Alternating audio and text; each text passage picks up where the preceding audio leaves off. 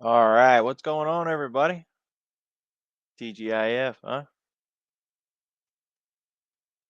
I saw in the questions channel a request to discuss supply and demand, and I pinged Kevin because he's the one that uses that sort of supply and demand talk. I do not. So if you're trying to get some clarity on that, you're going to want to use the person who talks that way. Otherwise, I'm liable to get all of it just twisted around because I use my language, my approach, and I don't talk supply and demand. Although the same things that I talk about match supply and demand levels, concepts, entries, all of that. It's just, I don't know, a language barrier, I suppose.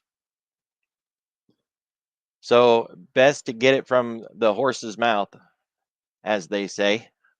And Kevin's the one that teaches supply and demand. When I went through, say, Jigsaw and all of its stuff, it really didn't dig into that antiquated concept. So I didn't waste my time to go into it that way.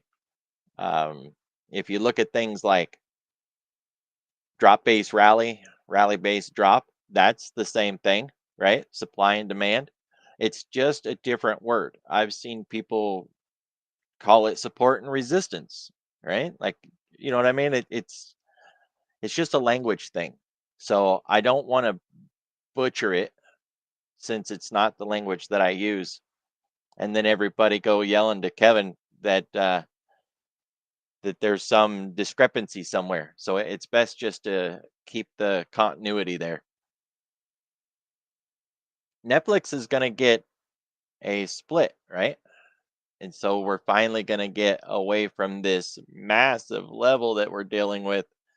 You know, when Google and Amazon and all those guys were thousands of dollars and they did a split, the stock performed really good after it digested a while. So, um, and look, Kevin's got videos, and I pinged him in that channel where the question was asked. He has a playlist that covers it. So you're not going to miss out. If I if I didn't know there was anything to offer, I'd make sure that we dug something up, but I know he's already got it. So he's just going to give you a list and you know, cuz you're not the first person who says that the information they found so far was lacking because it really is. You're absolutely right. If you go to YouTube and you start looking for information, it's not really helpful, vague, you know. So Kevin went through and did from what I've heard, a really good job. I haven't watched it, so I can't speak for it myself, but everybody seems to think he covered everything that needed to be covered. So I think he's got you.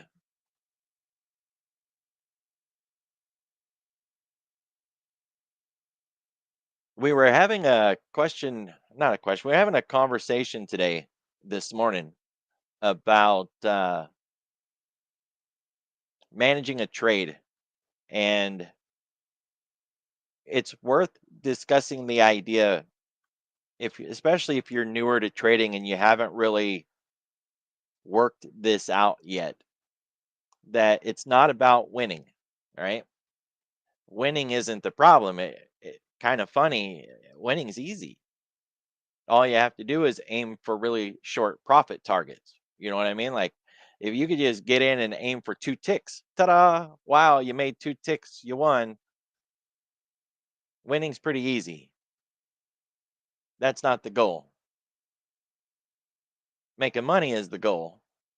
And so, of course, we can't consistently risk, say, 30 points to make 10 or to make 5.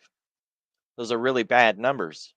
Sure, you're going to win frequently because you have such a low profit target, but sooner or later, you will lose. It's a guaranteed fact that sooner or later, you will lose.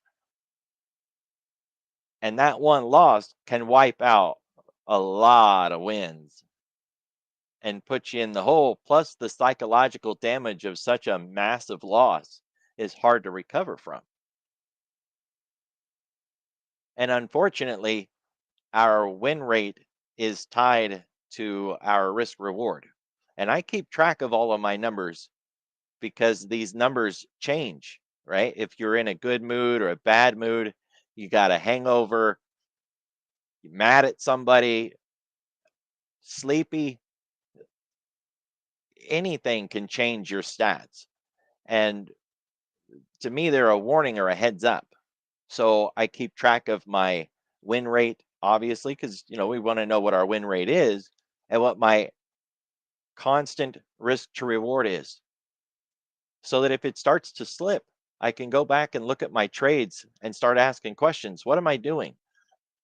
I've found that if I take a lot of risky trades, my numbers drop. If I'm taking profit way too soon, my win rate goes up, but my profit drops, right? Because sure, I'm winning more often, but I'm not making the same money that I was. So it's a constant balance that you have to work with, and one trade does not define you, right? So if you were trying to get a one-to-one trade and you didn't make it, so what? It was one time. Look at what you did, try to figure out how to do it better next time, and then move on. Don't let that one trade define you. Yeah, sure.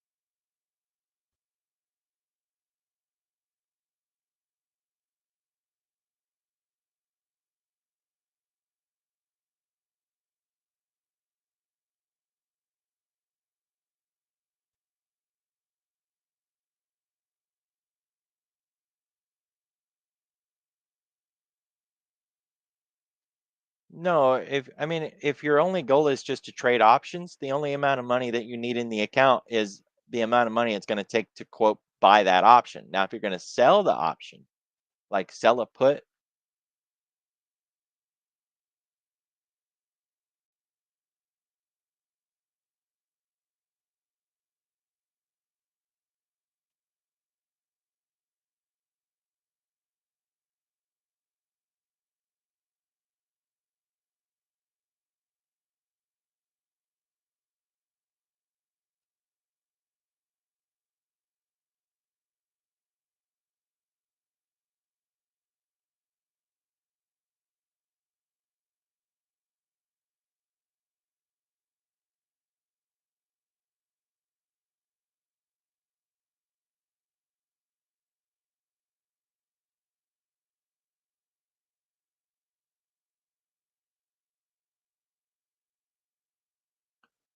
you're wrong somewhere in all of this. The idea that you can just use 10 shares is broken.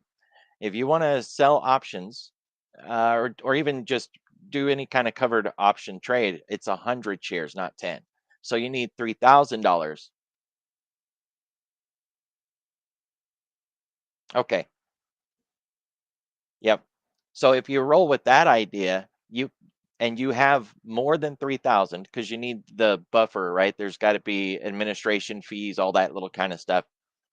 So you could sell a put at 30, and worst case scenario, price drops below 30 and you get assigned the shares at $30 a share. Yeah,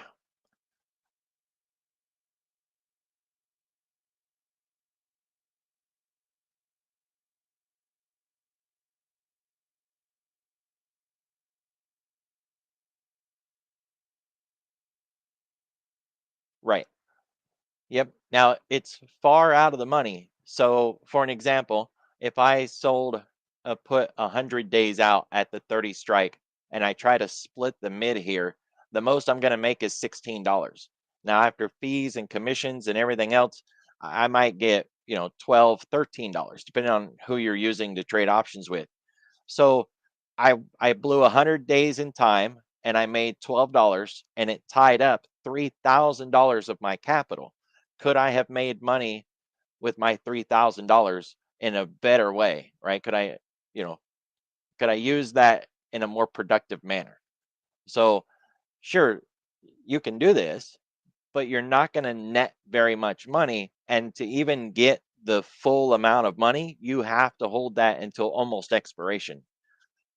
There's just not a lot of decay there. There's not a lot to decay of, right? Because the it's $16. So, if you was to aim for quote 50% profit of the maximum $16, then what are you gonna make? $8, and you're still gonna have to hold on to this for 50 days. I I think I think that you could put that $3,000 to work somewhere else and make more than $8 in 50 days.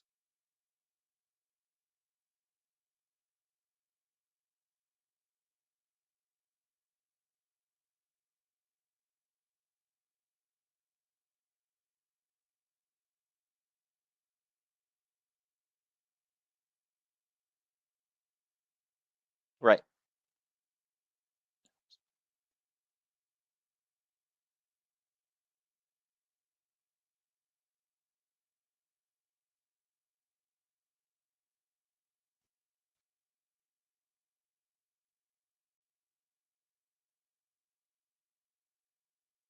Yeah, I mean, it depends on your broker. If you was doing it on Robinhood, it's free.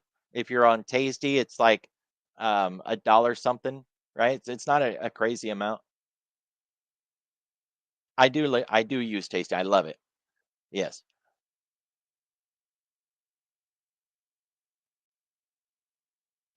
I never look I never look at the fees, and they are there. I'll see them in my history, so we can certainly see what they are, but I never look. You know what I mean? It's like buying gas. I need gas for the car. I'm gonna buy it. I don't really care what it costs. Oh, I had nothing. I appreciate you having something to talk about. 100%.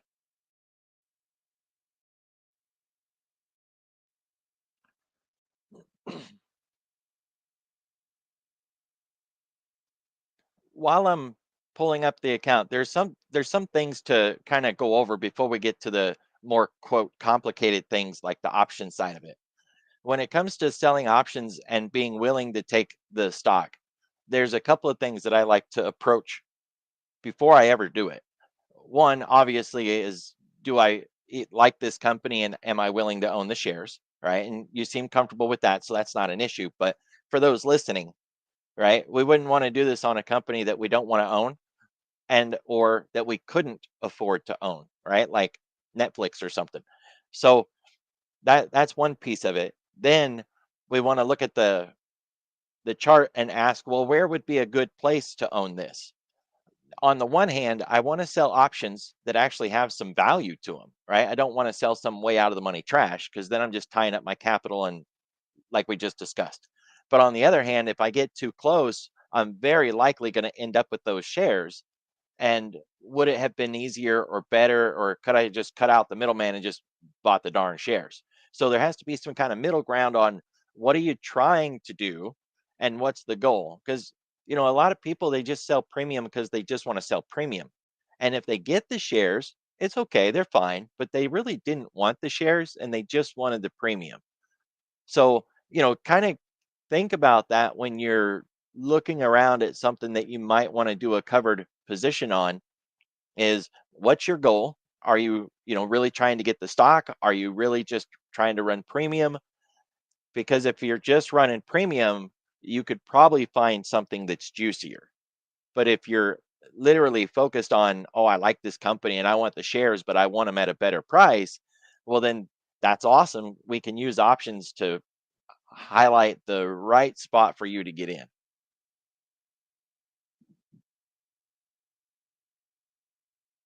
All right, so this is tasty. I can go to history, and of course, that'll bring up fees and transactions.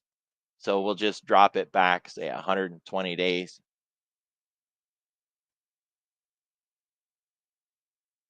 Sometime today, sweetheart. There we go. Fees. That's a Microsoft put. It was commissions of $1 and then a fee of 12 cents. So $1.12. $1.12. I'm seeing that constantly. $1.12, $1.12.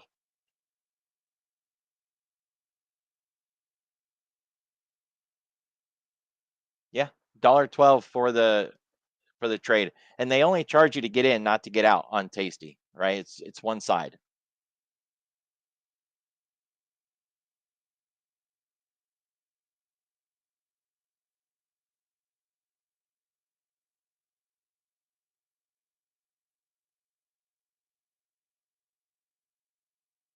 No, not on every share. That would just murder people. On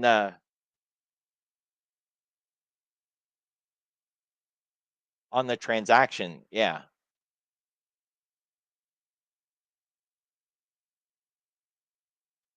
Let me let me go back to the history. I got stock on this.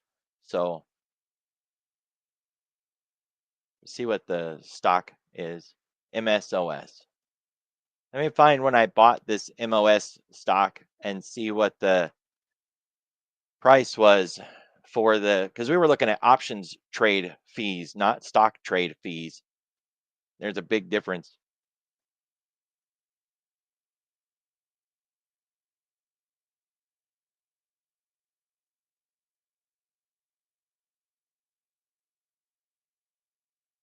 I've had that for a while.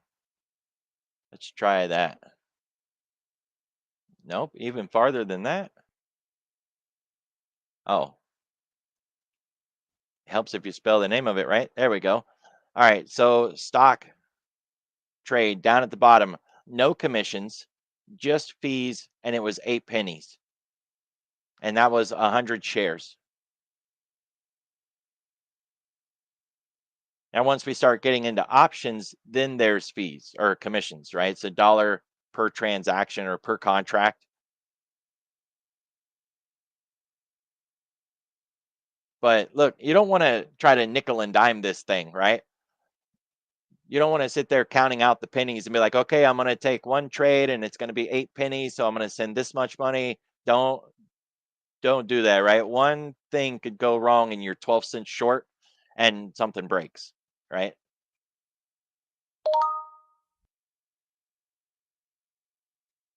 So yeah, that's where it's at. 8 pennies for the fee, no commissions for a stock trade.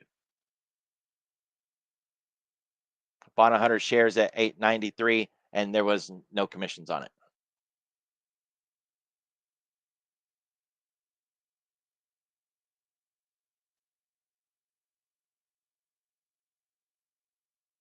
So when I'm premium trading, I try to gauge how much premium is at different strikes and how much money I can get is a big part of what strike I choose.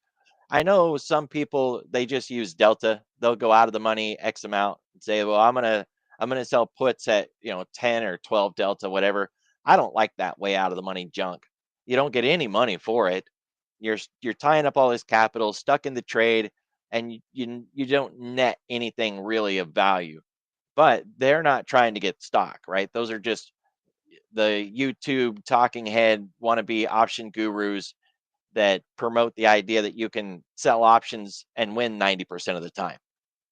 So, yeah, they're not wrong, but it's a sorry way to try to make money. And as soon as you get one real loser, you're screwed.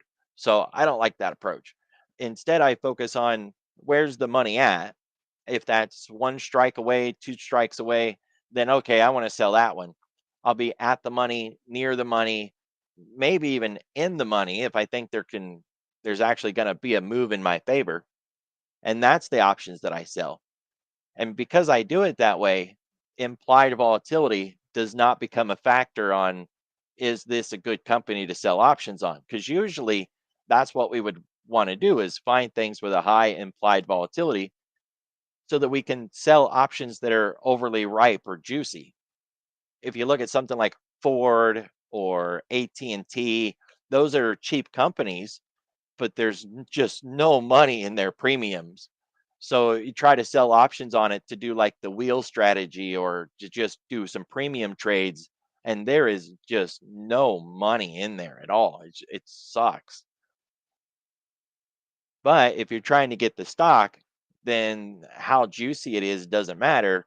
Or if you sell them the way that I do, near the money, at the money, maybe even in the money, you're going to get some juice.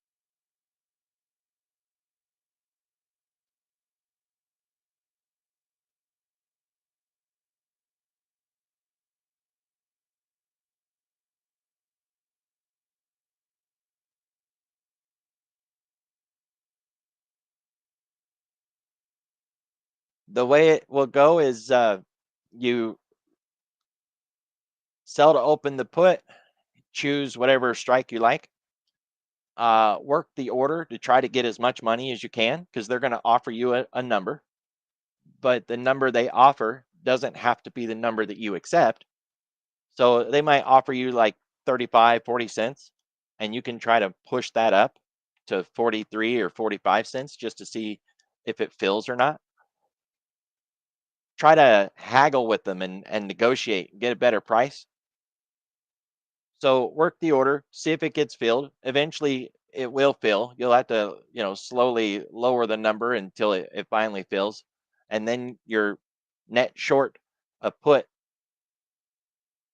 And at that point, you're just looking for that put to decay enough that you get to buy it back cheaper and or you hang on to it until you get assigned the shares. So if we sold, say, 35 strike put, as long as price closes above that at expiration, that put will go to zero. The value of that put will be completely worthless. But before the trade expires, while you're hanging on to it and the trade is alive, if the stock goes down just a little bit, that trade's going to start to lose. And I'm bringing this up because it can get really scary. You might have sold it for, say, 35 cents, and the stock drops $4, and now it says you're $400 in the hole. Well, that gets pretty scary, right? Because $400 it sounds really bad. And I'm bringing it up because I don't want you to get worried when you see that number, and you very likely will see that number, but you're not at risk of losing that money, right? Because what's the worst that's going to happen? You don't have to buy the put back and lose hundreds of dollars. You don't ever have to do that. Worst case scenario is the price falls below that strike price and you get assigned the shares at $35 a share.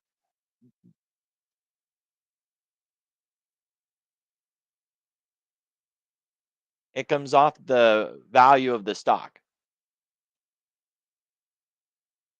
Right. But your P&L during the life of the trade will show that you're hundreds of dollars in loss. And that scares people when they see that and they don't understand why they're seeing it. Right. Oh, about 7 years ago, there was a kid that killed himself during a earnings on Meta, one of them, and it was because of this situation. He just didn't know what he was doing. Traded really big, it went negative, and it scared him, and he did that. It really shocked the community for a long time. Not us, he wasn't here, but I mean, it was all over social media at the time. If you sell that put, you're going to see the put turn the wrong direction unless price say you sell it today and price runs, then sure, your trade won't get negative. But if it tests the low or falls down some, it doesn't even have to get anywhere near 35. That trade's going to go negative. You're going to see hundreds of dollars in loss. Just don't freak out. Don't close the trade. Don't respond at all because you're not losing anything. Worst case scenario is that you buy the stock at 35 and the put is gone. You don't have to buy it back. You don't have to spend any money. Nothing. Right. Yep. 100%. Yeah.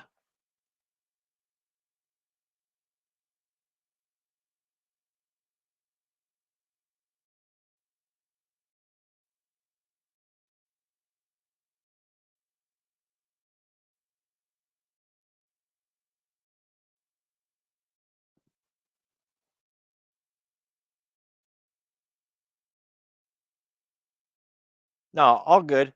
I always warn people about that loss because the first time you see it, it's a bit of a shock, you know. My first time my first time was on Google when Google was thousands of dollars a share, and that number freaked me out.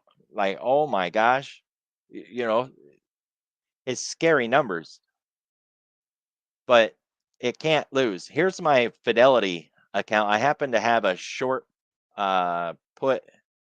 No, maybe I have a short call in here, but it's all right. It'll work for the conversation. I sold this short call for $1.19. And while I've had this trade, it went from $1.19 all the way up to like $6. So if I was going to try to buy that back, I would have lost over $500 to close this trade. And yet, since I own the stock, the worst case scenario is I just lose my stock, right? Like I don't have to buy this call back any more than you have to buy your put back. All we got to do is let the stock cover the position. In my case, I'll lose the stock at that strike. In your case, you'll gain stock at that price. But for both of us, we don't have to worry about what the cost of the option is because we're not planning on buying the option to close if it's in loss.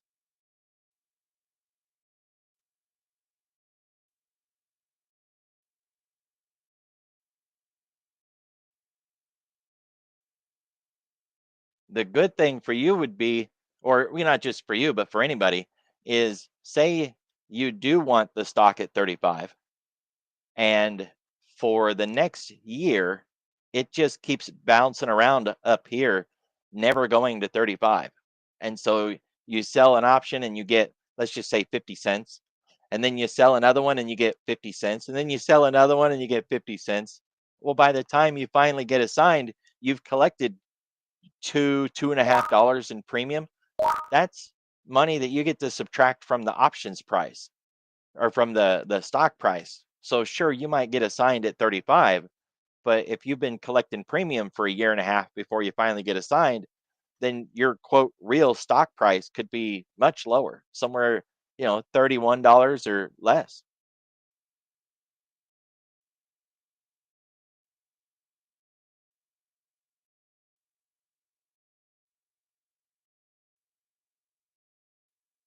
Yeah.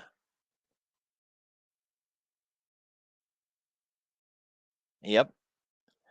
For those listening, if you trade stock and you don't trade options, you're kind of missing out. If you got a buy and hold account and you got a lot of stock that you like and you don't really want to get rid of it, but it's not performing, selling options can, you know, turn an unperforming, underwhelming stock into a little bit of profit for you. But what I always caution people is, don't sell calls on things that are bullish. I know a couple people who like to buy the stock and then cover it with a covered call, and then they get run over. Well, if you think the stock is going to run, there's no reason to sell a call on it. Let it run and then close your stock trade. But if you buy a stock and it's not running at all and it's kind of languishing around, but you still want to keep the stock, now sell a call on it.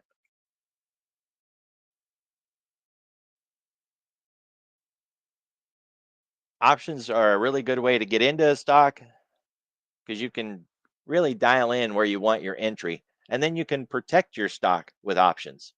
So, say we were already long with Occidental here, and we didn't want to lose more than, say, $2. We could buy the 40 strike put, and as long as the stock doesn't fall below that $40, we're fine. If the stock falls underneath that, as a buyer, we can exercise our right and we can sell the stock to somebody at $40. That way, if Oxy falls all the way down to $10, we don't care. We're still going to get $40 for our shares. That's the best thing in the world, better than a stop, because stops don't work pre-market, after hours. There's slippage, all kinds of issues with stops. But if you exercise a put that you own, it's going to get filled at that strike. And that's awesome. Unfortunately, puts cost money. So you don't want to just run around buying stock and then buying puts to protect your position all willy nilly. You got to do it if you need it and try to be strategic about it. Otherwise, you're going to burn all the profit from your stock position and you're just spending it all on options commissions.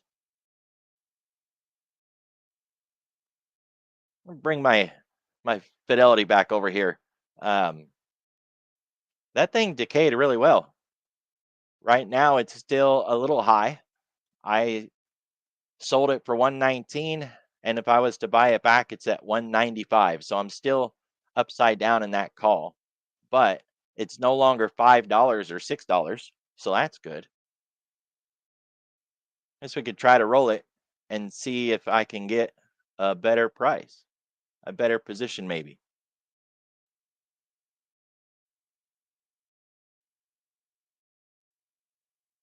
Was that?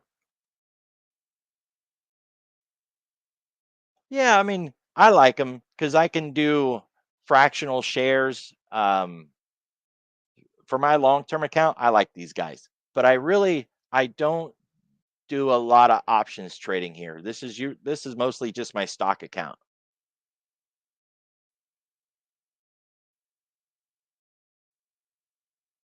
Oh yeah, I love Tasty. I think it is the premier options spot to go to. I can't think of anything that does a better job when it comes to options, especially if you're planning on managing them, like rolling them and doing that sort of stuff.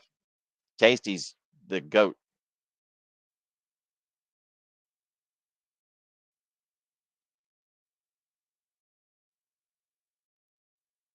Let's see what we can get for January.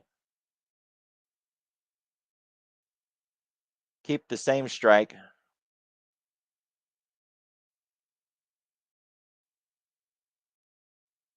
Nope, they want me to pay a debit for that. If I move in the money, now they're offering me a credit of 50 cents. That's the mid, anyways. I'd want to bump that up, see if I can get more credit out of them. But I'm not really interested in going deeper in the money. I bought the stock at 4 and I bought a call at 4. The idea is let this decay enough that I can roll it with a credit, get more money, get risk out, keep the trade on. And if not, we'll let it ride. I did collect a dollar. So, worst case scenario, I lose the stock at $4, but I bought the stock at $4. So, I'll make $1.19 in the credit and I'll lose the stock. And after commissions, I still made $100. So, it's not bad, I suppose.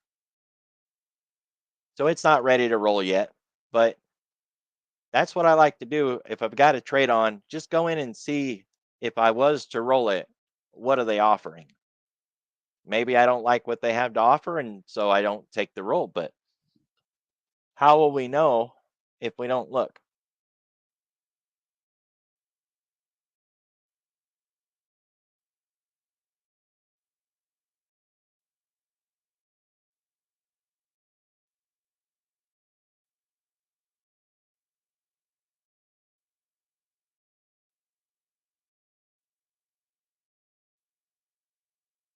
Of course, it's it's how we get there, right? They are good for dividends. Fidelity is, and they've got a trader platform. I don't use it, but they have one, and to me, they're not really designed for active traders because I've been on active traders platforms and they don't look anything like Fidelity. But like anything else, if that's all you have, then get as good at using it as you can. Um, I think if you want to be an active trader, probably want to find a different platform. Tasty comes to mind because they really are great. Thinkorswim, I mean, as much as I don't like how it structures your P&L, Thinkorswim is still a really good traders platform. It's hard to beat Webull. I don't like Webull's options, so I wouldn't go there if he was trading options. But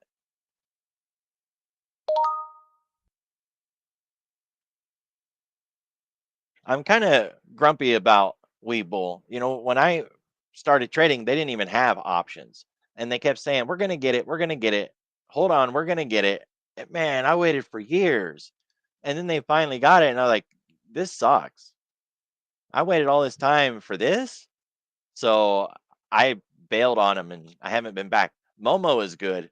Yes, I like Momo. My only issue with them is when I went to fund the account, they kicked it back because me and my wife have a shared account, and they said, "Hey, this Momo account is in your name, but the bank that you tried to use to fund the account is in two people's names. So you can't have this account. You got to fix something." And I never went back to try to figure out what the issue was, but I like, why are you giving me the runaround? Right? Like, there's nothing wrong with this. So I don't know.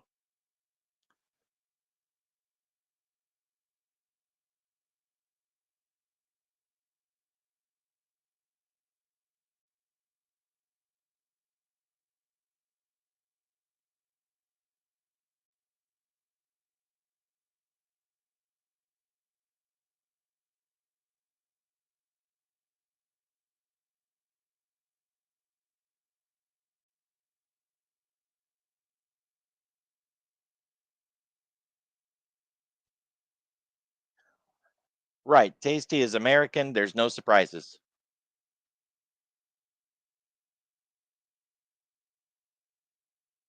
Right. Yeah. Yep. Because I have Canadian clients and they are stuck with IBKR. So they would reach out and say, all the things you talk about sound really good, but I can't figure out how to do them because I'm on IBKR. I finally went and got my own account there. And sure enough, it is a complicated tool.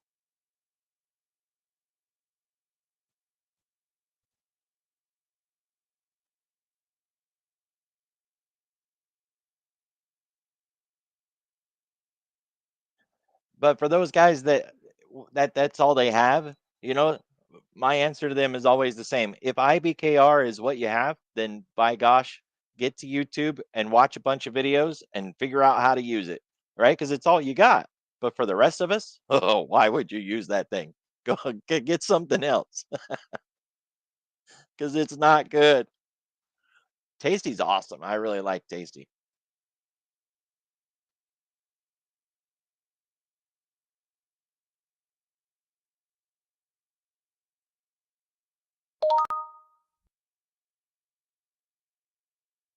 And then there's Public. And I really like Public, but it's not a trader's platform. At least I wouldn't call it a trader's platform. When I started using Public, it was more of kind of a, gee, what's this thing? And the more I pushed the buttons and looked around, I was like, this is really cool. So what I've done with this is you can build your own sort of like themes or ETFs. And these are the plans that I was running. They're all on pause at the moment, but I built my own quantum list, drones, um, brokers like ICE and IBKR and Schwab. I was trading their stock, the Mag 7, artificial intelligence. And what this thing would do is it would reach out to your account every week and get X amount of funds and then allocate those funds into whatever pool that you had built. It would do it once a week, once a month, whatever. It'll roll the profit that you've made into getting more shares. It'll auto close trades for you. This plan, it does all kinds of things. But I liked how it was doing that automatic purchasing, and it was just I just love this. That's a really simple way to keep track of themes that are going on, right? Like the drones and EVs. That was a theme that we had last year, or all the quantum names or SMRs.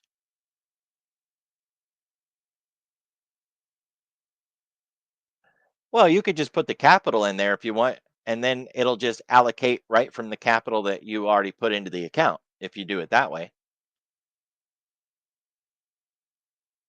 So it'll allocate into the trades, whether from the money that's already in the account or by reaching out to your bank and getting the money and then doing it, however you want.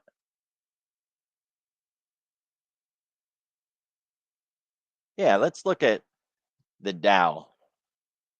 I was looking at IWM earlier today too, but I don't like the way it looked. All right, let's see.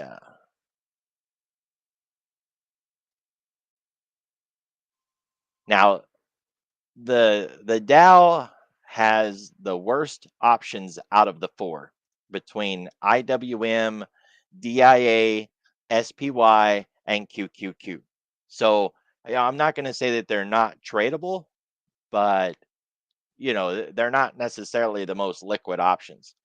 So this is a potential fake break fast failure, and we're up into the 1, 2, 3, 6 right there. At the bare minimum, we could expect opposite candle color, right? Because it's just like how we trade it with any other measurement that looks like this, the way we do it on the intraday. So if we're looking for opposite candle color, we could anticipate a pause underneath that 485. A bear call credit spread would also be called a short call vertical or a call credit spread. They all three mean the same thing, right? So it's just a word play. I like I like your way of thinking. The 485, 490 strike would get you close to price, not some way out of the money trash, right? Because those are just dangerous trades. You're looking at December, so 37 days out at the money. Let's see. 255 is not bad. That's really, the amount of credit that you have there suggests that maybe you could go a little further out of the money, but nope, it dipped. You see how it just crushed it.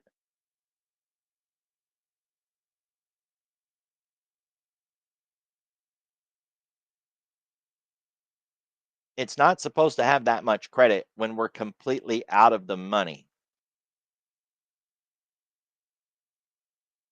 That's a little bit of a red flag. It doesn't mean don't do the trade, just a little bit of a heads up, right? Like this trade should be less than $2.50. If you were building it at the money, you would be lucky to see $2.50, right? Here, I built it at the money and they're offering you $3 for this trade.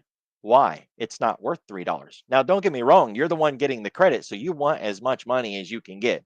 But step back and think about the psychology of it for a minute. It's only worth 250. Why are they offering you $3 for it unless they're just really trying to get someone to take the trade?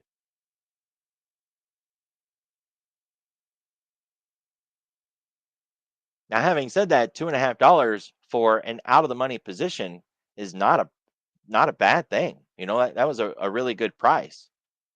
Take the money and run, right? And you could probably work the order and try to get it for a little more money. I just, I personally don't like it when the numbers are wrong.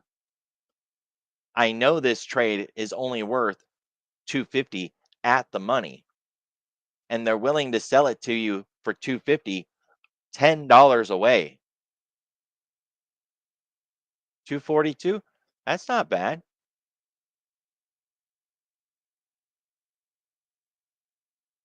but it wasn't worth that either. So one thing that can happen, let's roll up the strikes here for a minute. The implied vol can start to get a little juicy out there. And we're looking at this one, right? And see how it's going 4, 8, 11, 14, 17, 20. It's moving as we go out, it's getting higher and higher. Well, that's what it's supposed to do. So no real issue there. But once we get through 20, it should turn around a little bit at some point, right? Let's do that again. 1637. I want to look at the percentages. 1637. And then it dips back in. Let's hide the weeklies. They're messing me up. Doo-doo-doo.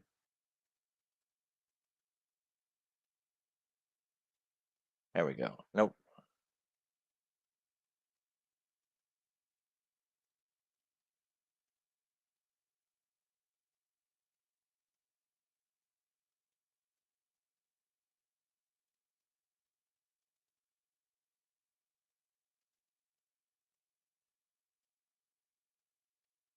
And why that was so difficult, but there we go. Yeah, they're not far off between December and January.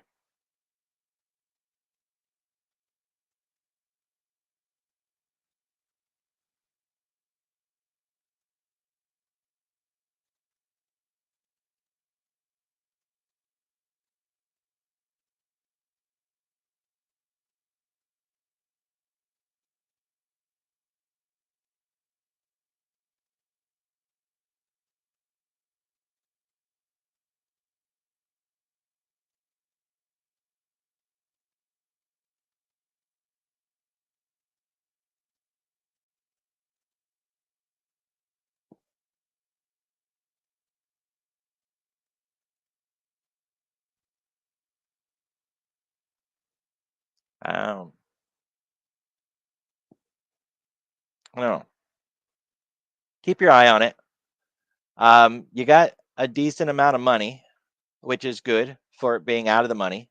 I see this as a potential pullback for at least a brief period of time because we're looking for an OCC, right? Opposite candle color. So I don't I don't think it's a bad way to go at all. And you got a good position. Got a lot of credit in it.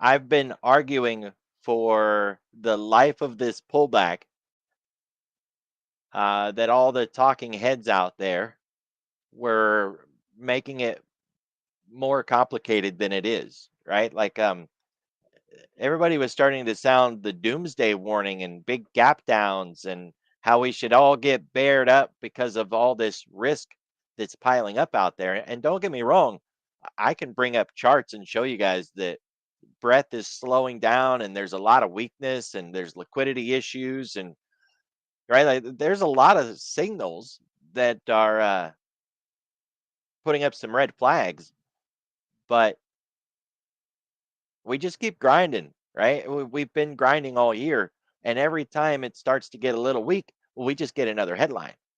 It's pure market manipulation at its finest, but they just come in and talk good, and up it goes again and again and again.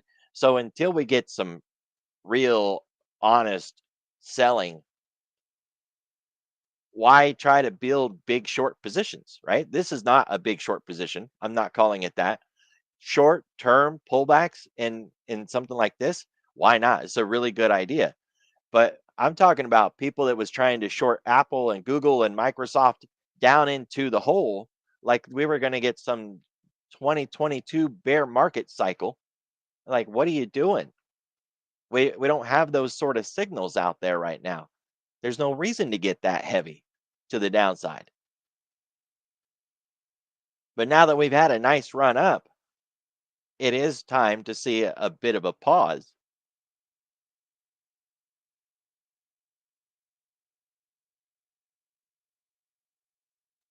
I look at IWM.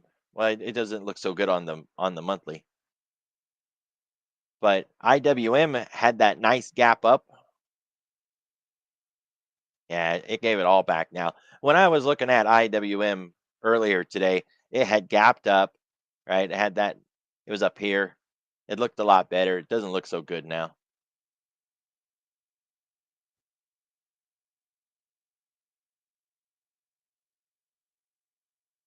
So, what's the plan with this DIA trade? Are you aiming for a particular amount of money before you sell it? Are you thinking about rolling it along the way? How are you going to manage it if the trade starts to go the wrong way? What's the plan?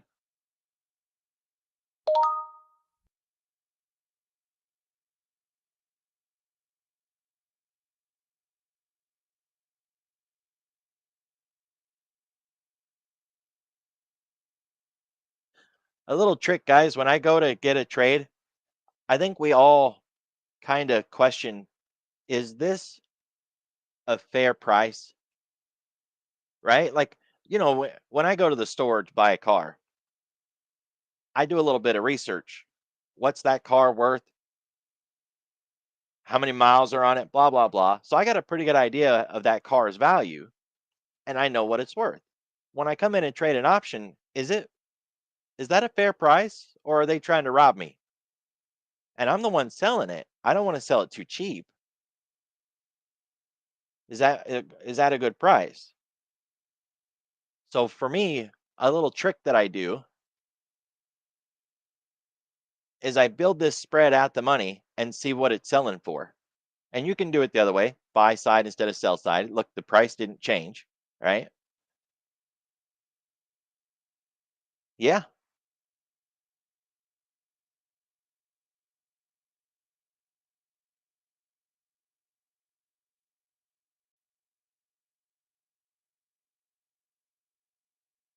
yeah.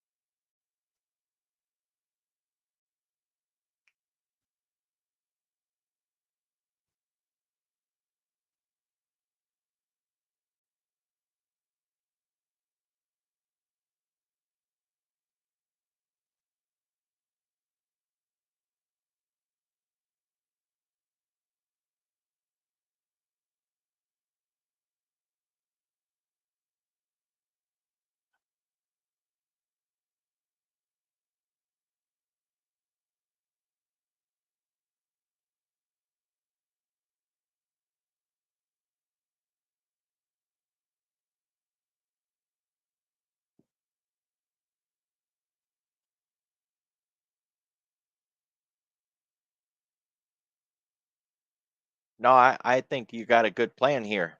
The trade has a max risk of $2.58.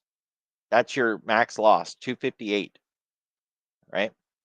So worst case scenario, that's how much you lose.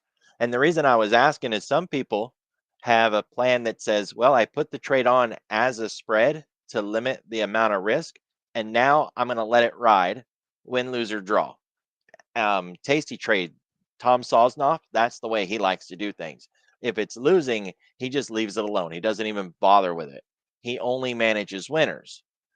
I find that a little weird, but that's his approach, right? So that is true. His approach is unique to him. But I know a number of people that do that. Me, I am willing to just throw a trade out there and let it ride. Not usually for a couple $100, but if it's 15, 20 cents, whatever. I'll throw it out there, let it ride. So just letting it ride is one approach to management. Other people, though, I've seen try to use stops and they'll say, well, if the max loss is $2.58, then I'm not willing to risk more than 58 cents. And they'll put a hard stop on a vertical spread. And I don't like that idea because these spreads can increase and decrease in value even if the stock price doesn't move, right? They're affected by volatility. So you put a hard stop in and then a headline comes out tomorrow, volatility spikes, but price doesn't move and it kicks you out of the trade. You were never at risk. Just the P&L in the trade changed and it kicked you out. So that's why I asked, how are you managing it? So I got a better idea of, was you using a hard stop? Was you using price action alone? Was you going to just let it ride like Tom does? Because there's so many ways to manage these. And I like your approach. Use price. Price is the right way to go in my book because that's going to tell you, is this trade still valid or not? Right? Not the price of the option. The options price is not going to tell you if the trade is still a good trade. The stock price is going to tell you that the trade is still a good trade. So you're on the right path as far as I'm concerned.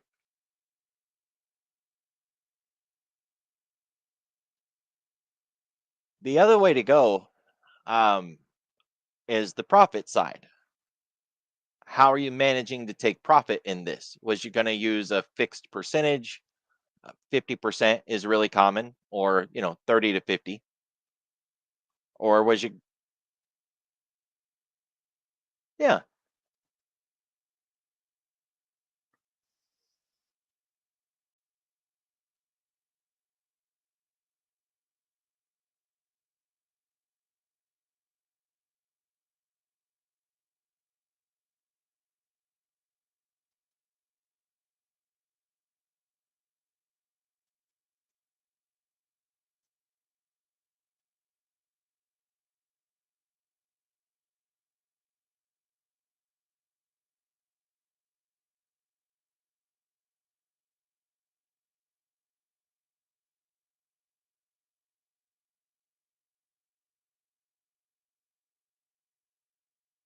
that's a good approach.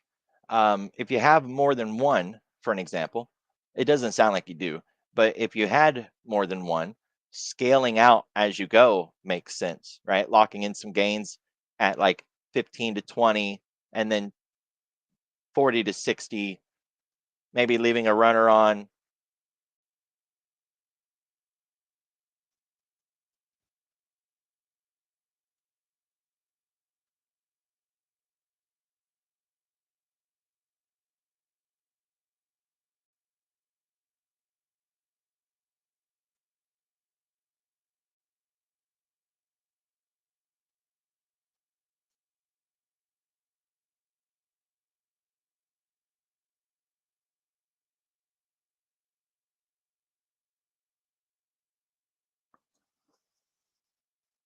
That sounds good.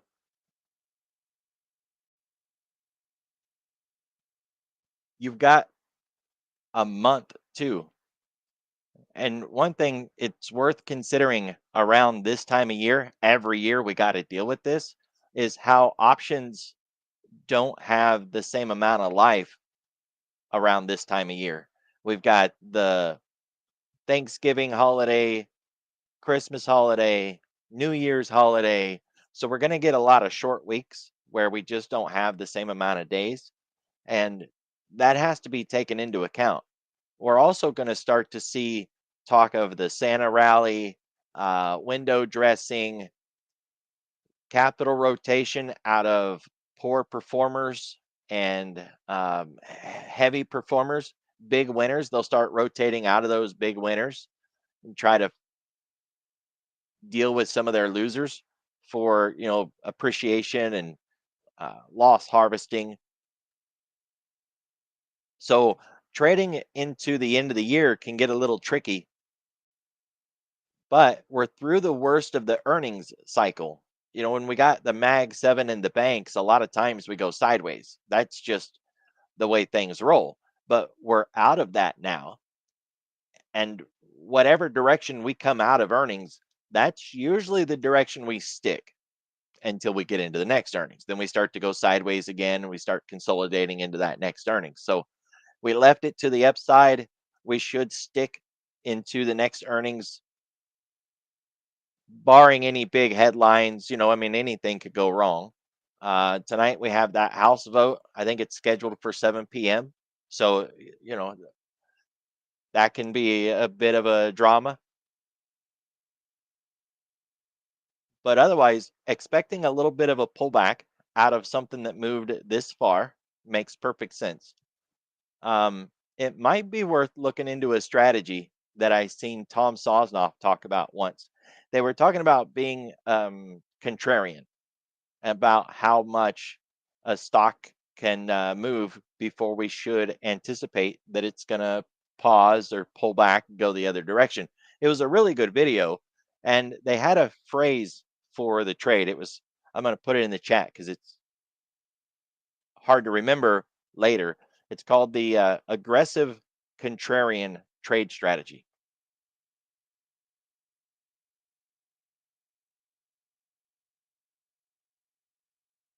And the reason they called it aggressive is they said, look, your goal isn't to get the quote perfect entry, that we don't want to wait for price to do some particular thing. And we're not trying to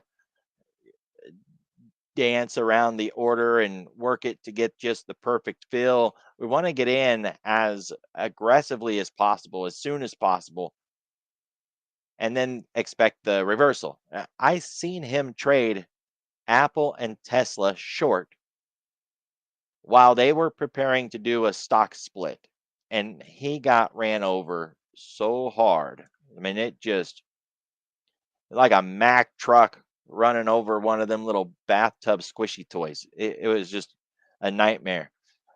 But he took it, and of course he doesn't manage his losers, so he took all of it.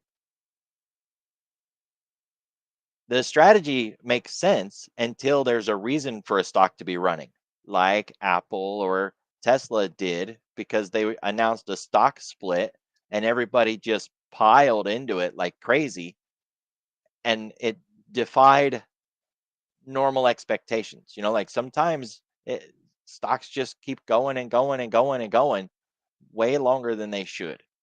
But the Dow is not a stock, right? It's an ETF. So you got that going for you too. Trying to find we can show stock splits. I just got to find the right spot. Corporate actions. That's what we're looking for. That should do it.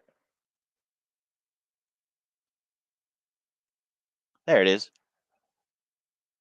So we ran up in Apple once they announced the split on their earnings. Oh man, and it wasn't this price at the time because it took a stock split, but it went from earnings and it ran, you know, 35, $40 to the upside, way more than it should have run at the time. So it can happen when you're trading equities. That sort of behavior can just go and go and keep on going. Now that I put it into perspective like this, you can see how out of control it was before the split. It really got out there. So it can happen.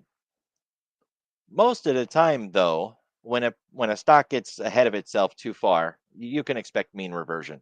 And ETFs in the indices, even more so, because they are mean reverting products. All of the sector names, XLI, XLF, XLP, XLV, all those guys, and then SPY, QQQ, DIA, IWM, they're all mean reverting. And if we think about a mean reverting product, think of the RSI or the stochastics or sine waves, things that just keep coming back to the mid. And I drew that in a straight line. But if we were talking mean reversion in a bullish market, it would be the same wave. It would just be curled to the upside or to the downside. So with the Dow, we have all expectations that it's going to mean revert because that's what it's supposed to do. It would be very unusual for it not to mean revert at this point.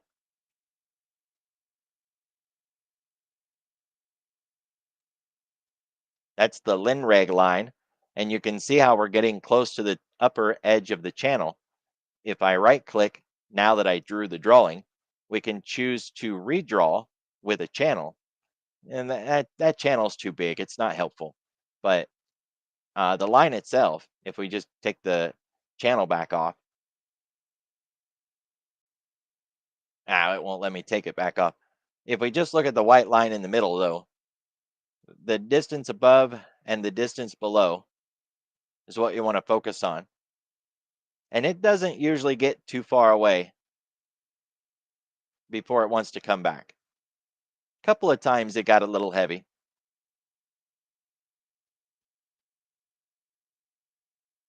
If you like this kind of trading, by the way, look into an indicator called the Z score. It's another way to kind of visualize the mean and how far a stock goes before it should pull back.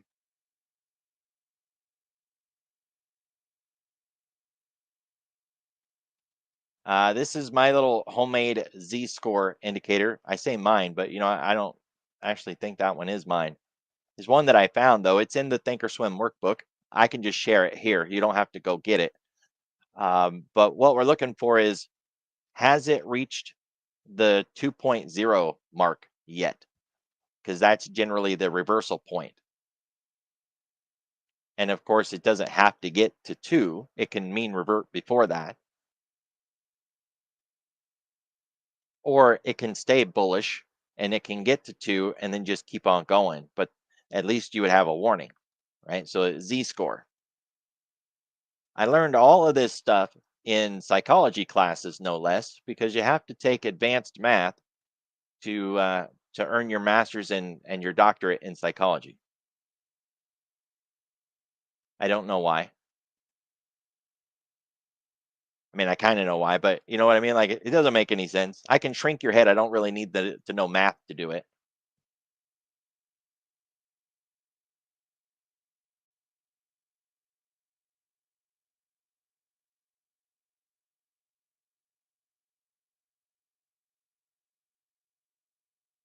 Yeah.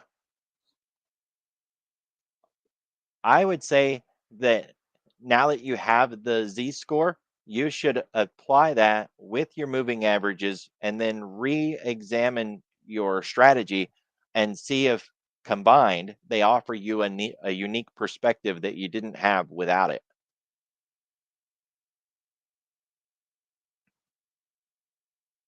Moving averages, I spent so much time on moving averages when I was learning to trade. And I remember the sassy reactions that I got from people when I would tell them that I've been studying a particular moving average for 6 months. And, you get this sort of attitude like, 6 months? I learned moving averages in 6 hours. Like, okay, well, maybe you're better than me. It took me a little longer. But there's a lot to learn when it comes to moving averages. There's a lot to offer from moving averages too. So I dug in a little deep, I suppose, but it was worth the trip, right? There's quite a bit in there that you can pick up on. So, for an example, I like to run moving averages in pairs. So, a 410, which could be replaced with an 812 or an 817, I suppose. I've also seen uh, like a 3-8. That seems a little low, but I've seen that one too. But it's your low pair signal. That's where your surge comes in. So you first identify the primary trend, and if the primary trend is bullish, then the surge readings are considered bullish continuation or bearish counter trend signals. And if the primary trend is bearish, then the readings are considered bearish continuation or bullish counter trend signals.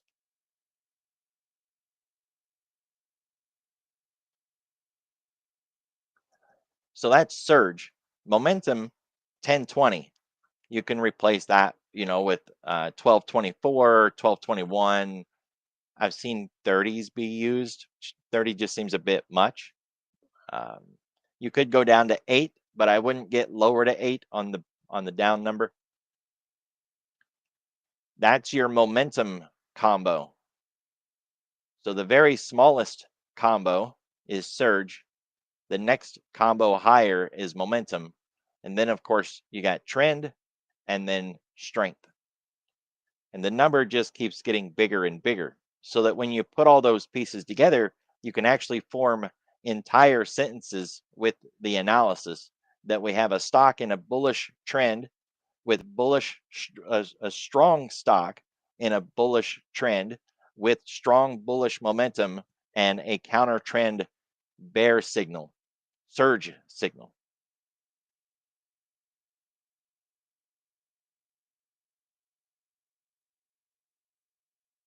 Something that looks like that. Bullish strength, trend, momentum while surging upward.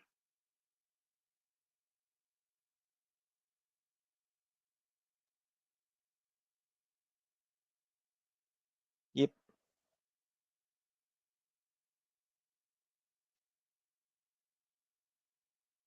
And we were talking Momo earlier. That's a really good broker. Um, I haven't put trades on it, so I don't know how their trade is when it comes to that part of being a broker. But in the morning, I run these guys every day because I look at their news, I look at the announcements that are coming in. I really like these guys. I wanted an account here, and I might get around to getting one, but once they kicked my account back and said I needed to change the way I was going to fund it, I kind of got frustrated with them, and I just didn't get around to getting them funded. But in the morning, these guys are awesome for what happened in the overnight hours and um, new headlines that are coming in. Why I'm not finding it.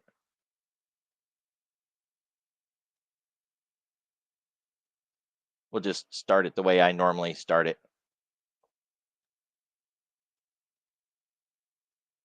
Momo News right there.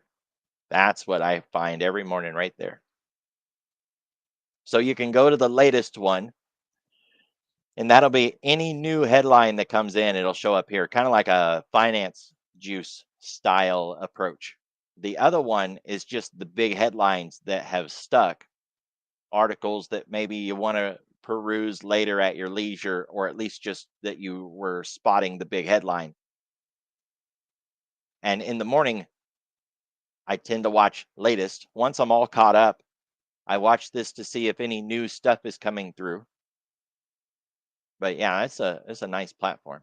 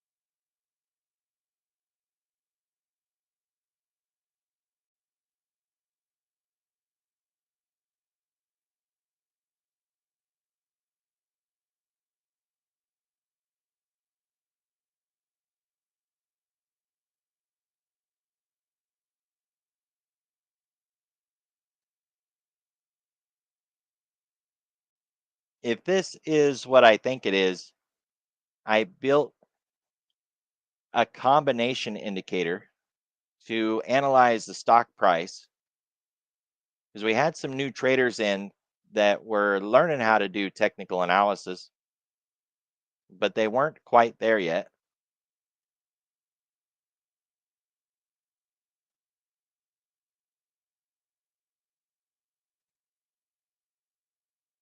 So what this does is it does that analysis for you using a couple of built-in indicators.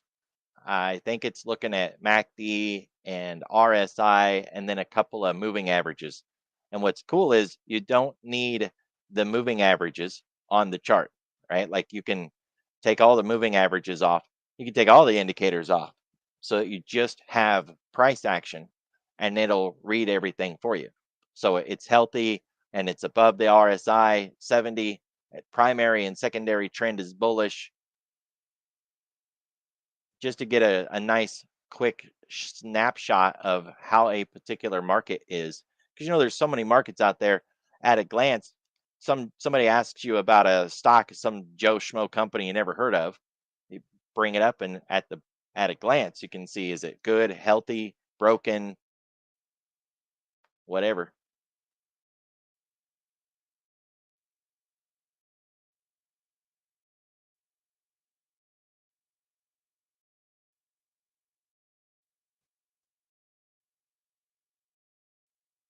I thought this was a good example of how we can combine indicators to consistently analyze a particular chart over and over and over again.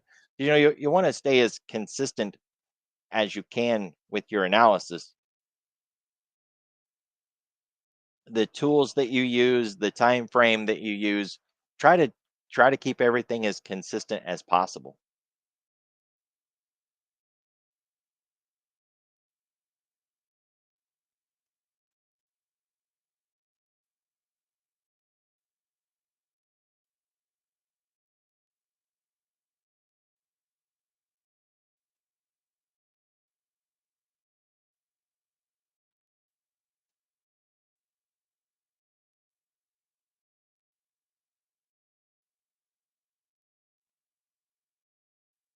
I think if we was to add November on here right now, we probably would be underneath it. That'll be the one that you want to see that we stay underneath.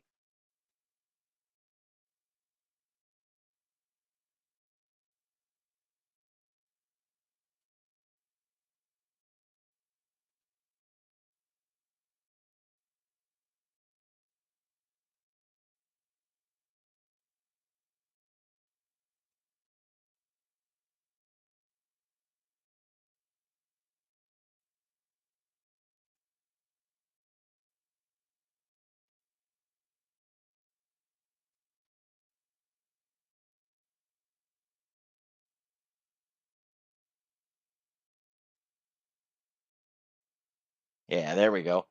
And we're not underneath it either. We're above it. So the October one is the one that you need to get through. You can see how we've rejected it multiple times.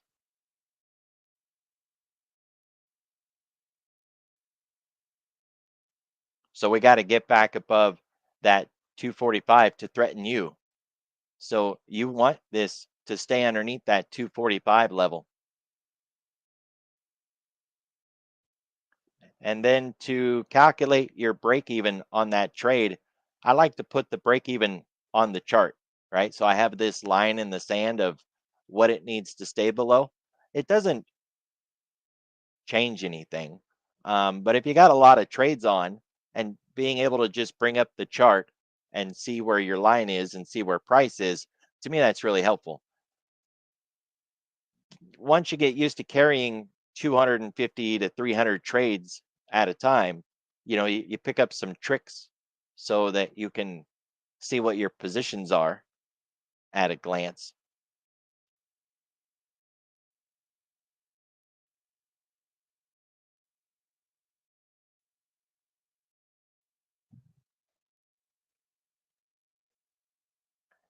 The break even, if you filled at 242, the stock price break even would be 487.42. Now you can hand draw that, but if you're in the analyze tab anyways, then you can tell Thinkorswim to draw that line for you on the chart. So set the line to break even and then set that line on the chart. And there it is, 487.44.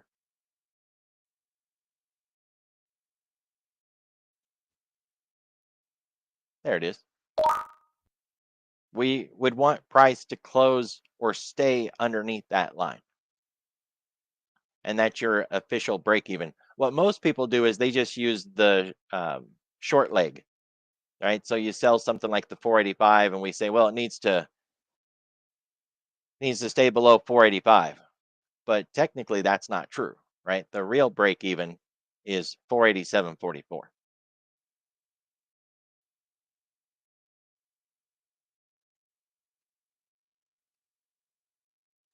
Uh, with the indicators that I shared in the chat, yes.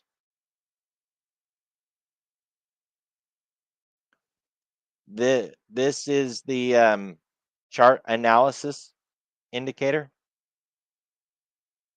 and that would be the one with the green writing.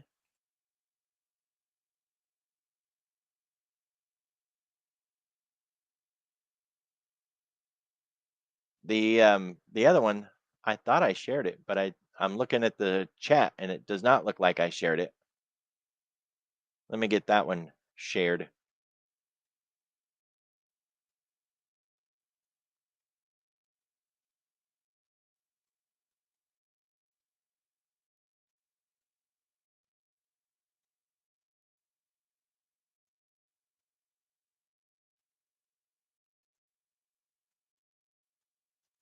The one in blue labels is called the toolkit, and the one with green labels is called the chart analysis indicator.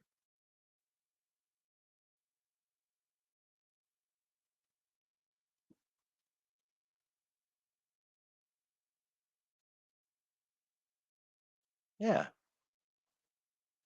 It was it was a little bit of a proof of concept and then a little bit of trying to develop consistency by using the same tools all the time.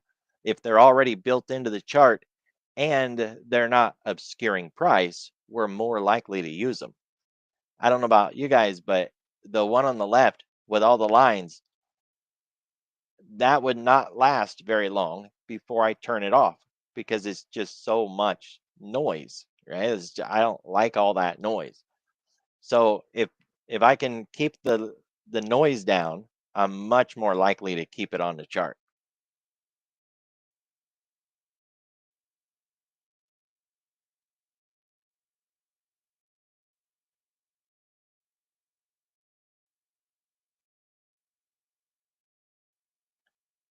Yep. The way I built it was to respond, uh, not to wait until the whole thing changed, but to respond as price is doing its thing. So by breaking back down below the 3, then the bullish surge is fading. It's losing its mojo. Yeah, what's up? Did you get it? Yes. Welcome back.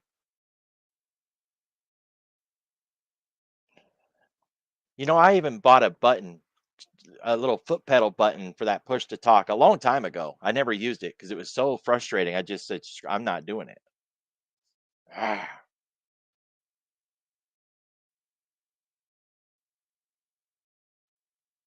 What you got going on?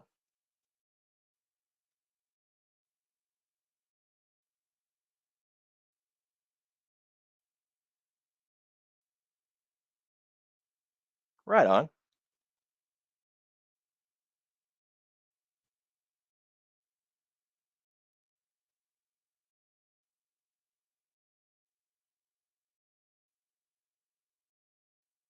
Keep you busy.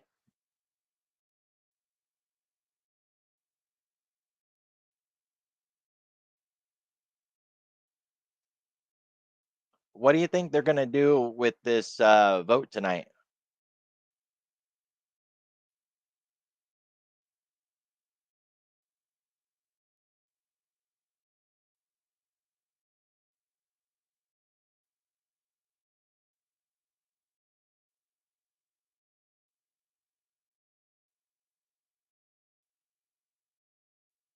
Yeah,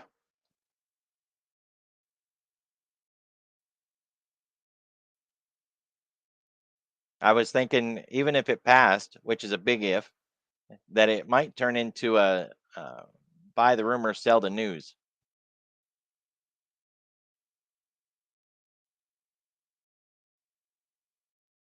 I don't know if it's even going to pass, though.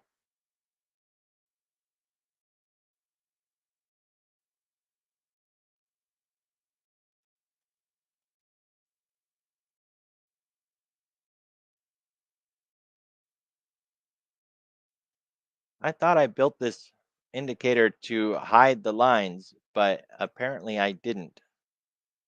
So it was on my list of things to do, and I didn't get it done. To answer the question, no, the moving averages didn't pop up when I changed the time frame. I just changed the settings in the indicator. I was looking for the setting that I was sure I had put in here to hide the lines and keep the analysis, but I guess I didn't because there's no button to turn off all the lines. I'll have to add that to it because while I yeah.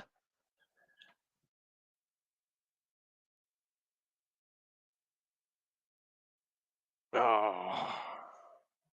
How cold is it up there?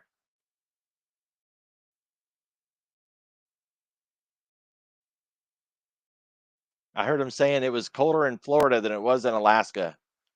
I thought that was funny. Lucian going to need to wear a hat with that bald head of his.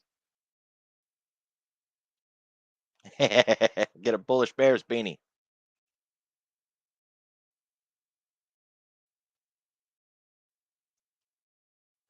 Yeah, I didn't get a lot out of that market. I got a coffee mug and a tank top, a couple of hoodies. I think.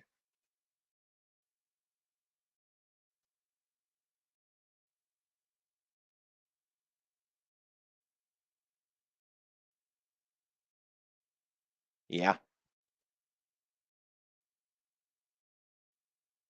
they are really good conversation starters when you wear them out in public.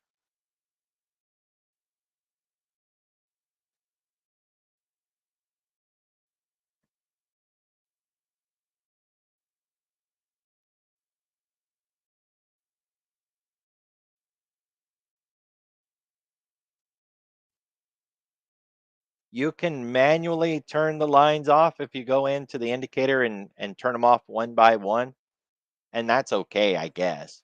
I was hoping to just push one single button and turn them all off in one shot. That would have been better. So yeah, at presently, if you want to turn the moving averages off, you have to go in and turn them off one by one, which I guess it's fine, right? You go in and you turn them all off and then you save as default so that the next time you load it, they're already turned off. And then, they're not, you don't have to go through that process every time. But if it was me, I would send the indicator over to AI and ask AI to rewrite it so that it has a button that turns all of the lines off all at once so that you could just push a single button and it hides everything. To me, that would be better.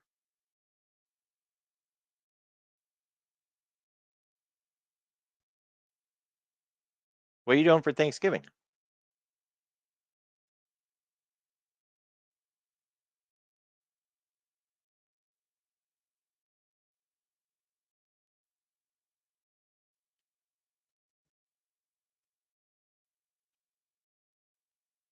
Our son is doing Thanksgiving this year.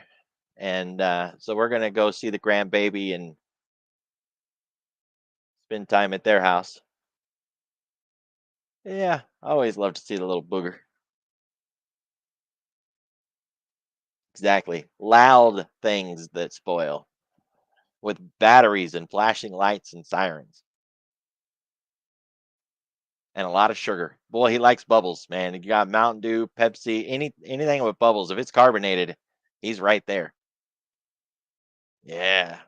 Tank him up on sugar and loud toys. It's game on.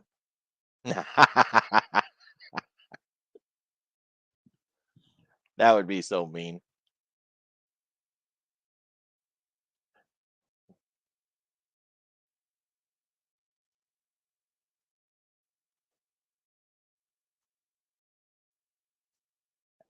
Did you see that post on SoftBank and Nvidia? Now, did you personally take that as bullish or bearish?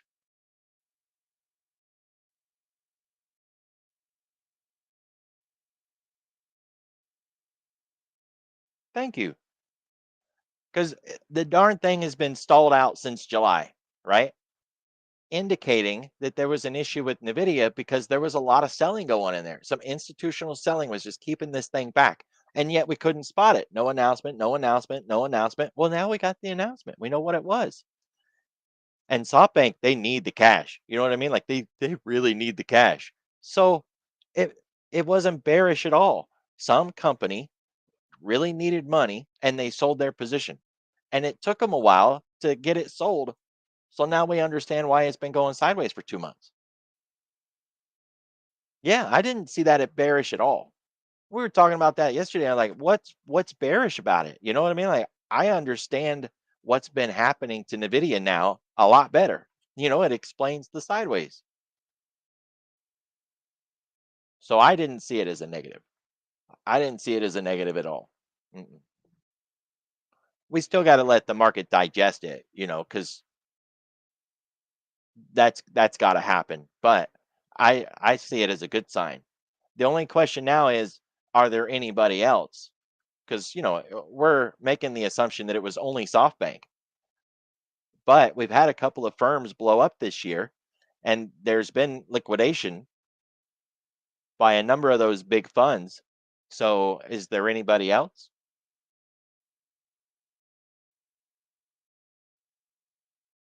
Otherwise, I think it's good to go, and that we should be aiming for like 250, 280. The next leg up.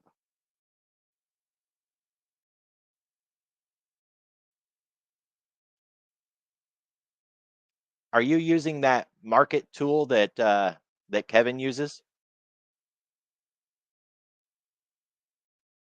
Ask him to hook you up because I seen him post it the other day, and I reached out to him about it, and he took care of it.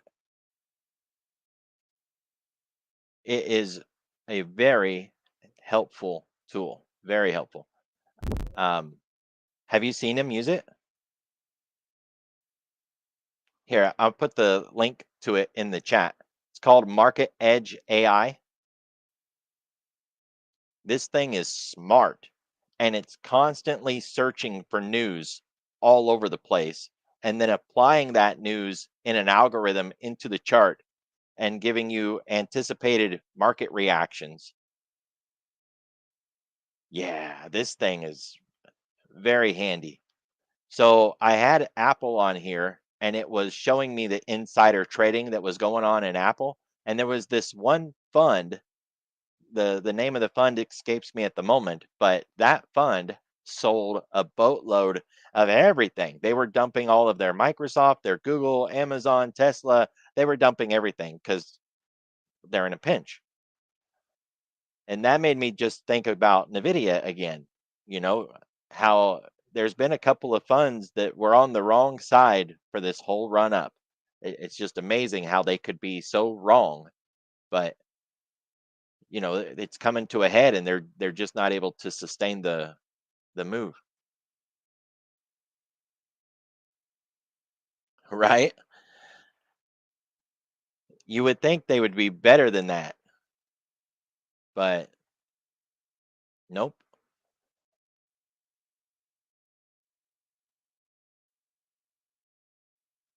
There it is. Market Insider. Shelley Moore Capital.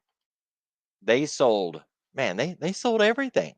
Lowe's, Microsoft, Costco, Lilly, Citibank. Man, they sold everything, and they've been selling. They're not done. They just keep going and going and going.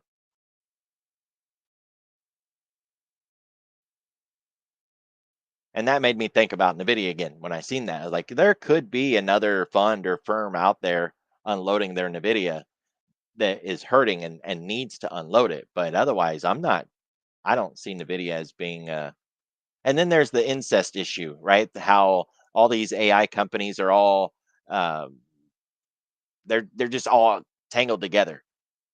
Nvidia gives them money, and then they use that money to buy Nvidia chips, and then Nvidia takes that money and gives it to somebody else, and then they use that money to buy Nvidia chips, and it's not illegal.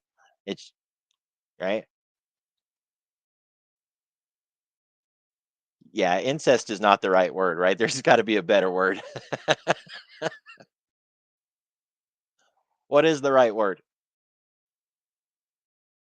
Collusion?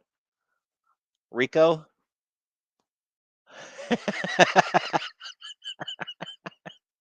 Oh, that was a good one.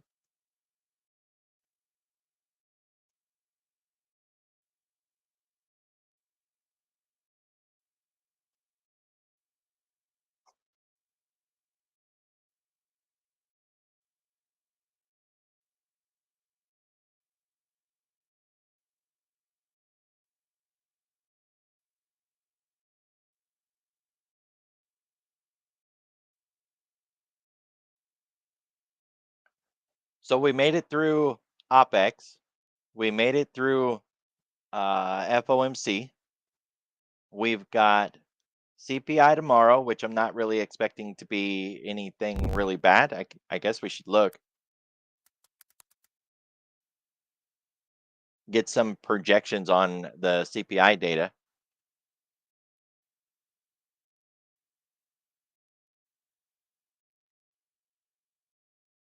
From 2 to 3, 3 to 3, 3 to 2.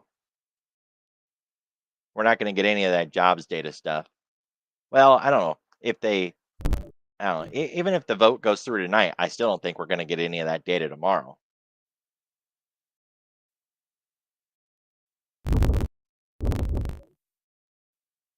I think that would be unrealistic expectations.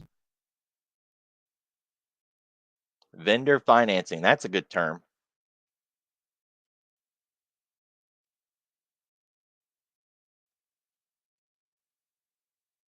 So that somebody asked a question about CPI, and Ricardo did, and I showed him that we're supposed to get it tomorrow, but that doesn't actually mean that we will.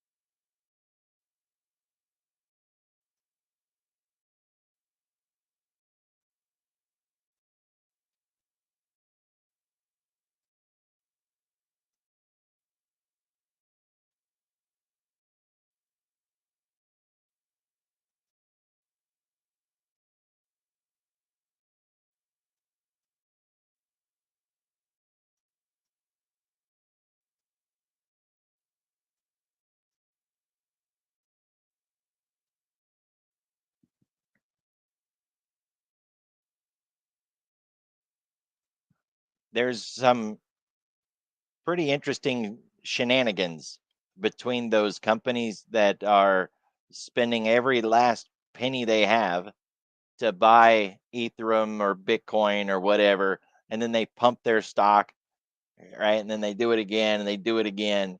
And there was a really fancy phrase for that too. Flywheel, I think that was called.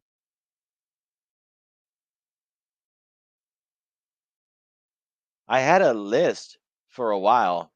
I bet the list needs to be updated, but I had a list of flywheel stocks that were the ones to target if we were to see that sort of behavior, just because they'll get these surges and they make short-term trades, it's really, really fun short-term trades. And they're usually cheap stocks, which is nice. You're not paying out the nose for them, but they're not long-term buy and holds. Yeah, get it while the getting's good.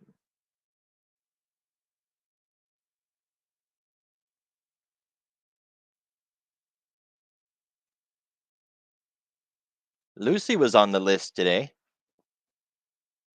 Yeah.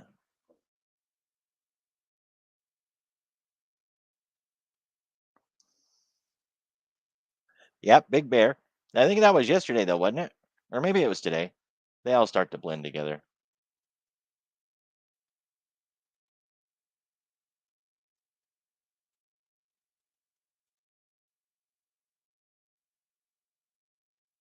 I mean, we keep putting in those higher highs and higher lows, but we've still got that $10 cap.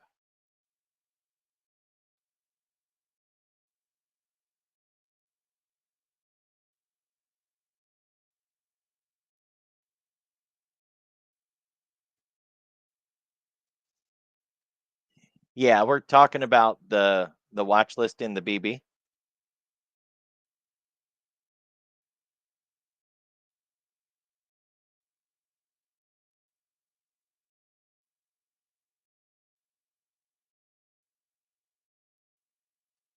That's an trade ideas list.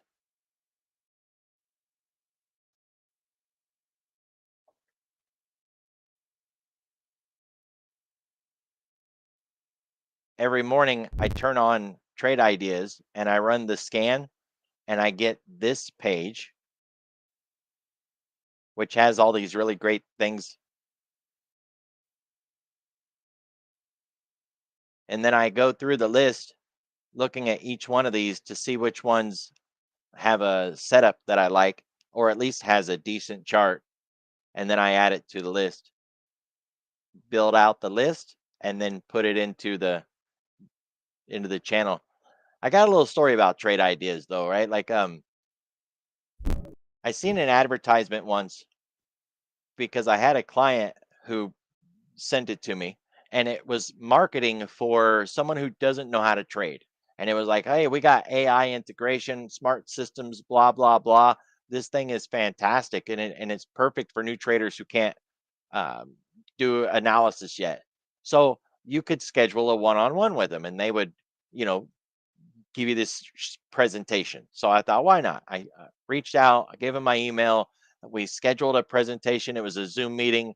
So I meet up with this guy and I listened to him for an hour explaining how awesome it is. And he doesn't know me from anybody. I didn't tell him, that I'm from the Bullish Bears or anything. So he gets done and he's explaining how just it's hands down the best thing you could ever get. And that even as a new trader, you're going to make money because it knows what it's doing, even if you don't. And I said, well, all of that sounds really great. How are you doing so far this year? How are you positioned? You making any money? What's your turnaround? The guy says, well, no, I'm not a trader. I don't trade. I said, well, why not? Why don't you trade? He said, well, I don't know how to do it. I don't know anything about it. I said, well, according to you, this fantastic tool that you have here, you can use this thing and make money. Why aren't you using it and making money? Yeah. So why are you working like some 9 to 5 Joe Schmo doing Zoom calls to earn a dollar when you could be using this platform to make money? I just thought that was the worst marketing whatsoever to send some Joe Schmo nobody who doesn't even trade out to the masses to tell them how you can make money even if you don't know how to trade by using the platform.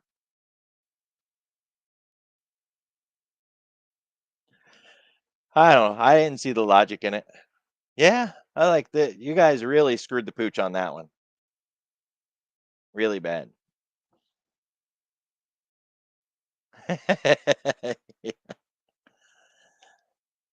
So I'm sure their tools are great, but it's just like those gurus on YouTube who promise a 90% success rate selling out of the money options. They're not necessarily wrong. They're just not telling you the whole story. And so I'm sure you could use trade ideas even if you have no idea how to trade. I'm sure that's true, but the outcome is questionable. Well, tip ranks is a completely different product, right? Tip ranks is aggregating all of the analysts that are out there and keeping track of what those analysts say, holding them accountable so that some Joe Schmo analyst can't just pop up and say, I think Microsoft's going to 700 by the end of the year without being held account for it, right?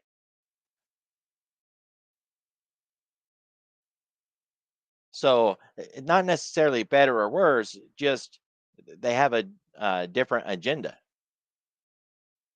And I like that they're keeping people held to their word, you know?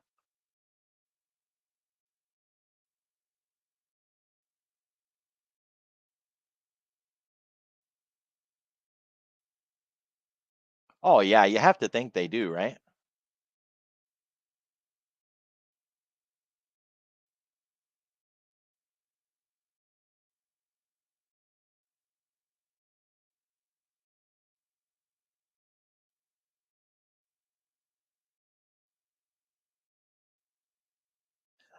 Yeah, and that's the thing with those analysts too. They some analysts are running their own business and they want the notoriety for being as accurate and as good as they can be. Others are just paid under the table to say good things or bad things about a company because somebody's footing the bill and they're just going to write whatever they were told to write.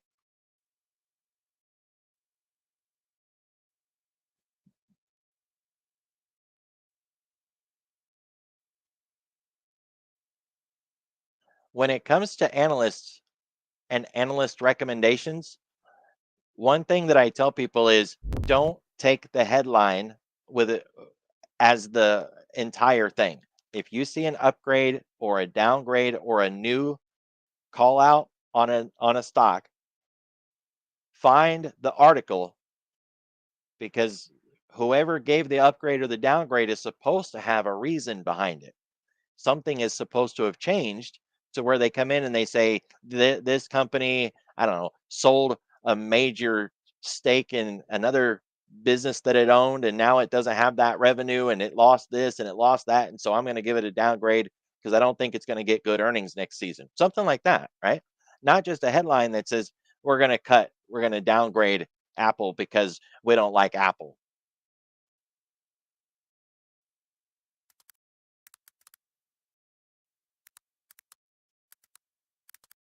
Now, Investors Business Daily, they're running the William O'Neill playbook. I don't even know if he's still around. I mean, I would assume that he is, right? Like, he's not dead, right? So William O'Neill, he's like another kind of old school guy, right? Like a Warren Buffett kind of guy. Been around for a long time, has developed a name for himself, and his style or his playbook is what Investors Business Daily is built on. They've added to it since then, which is why they've got the leaderboard and the swing trader and the market DM. But each one of those is another subscription on top of the regular subscription. Hey, Jeremy, I always appreciate you popping in, buddy.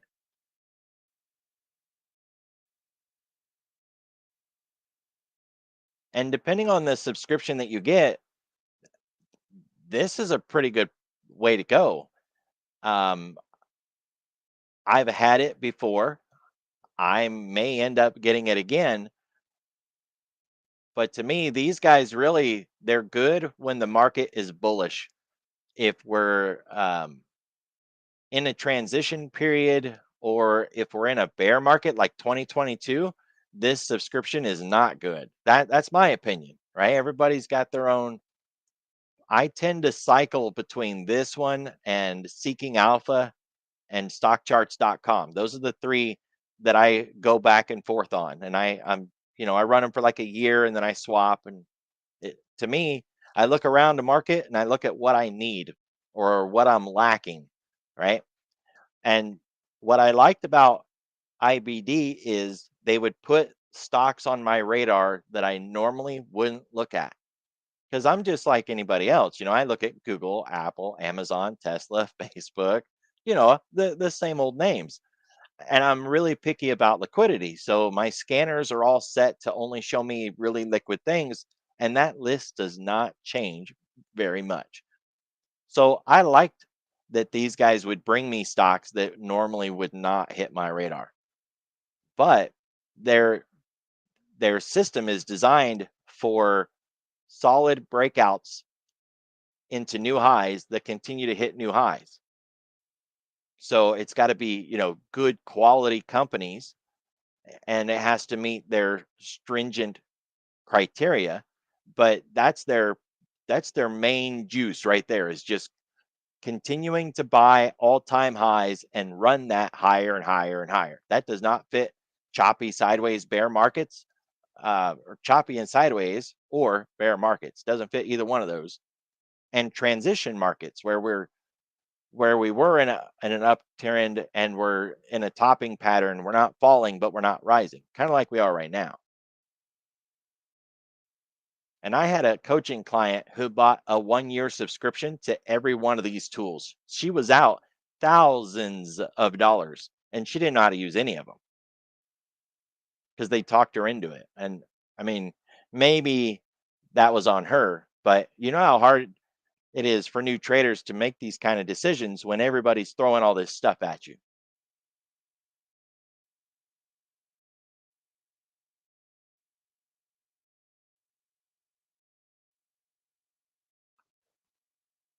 I don't have something like that, but I would think that it would be pretty easy to do.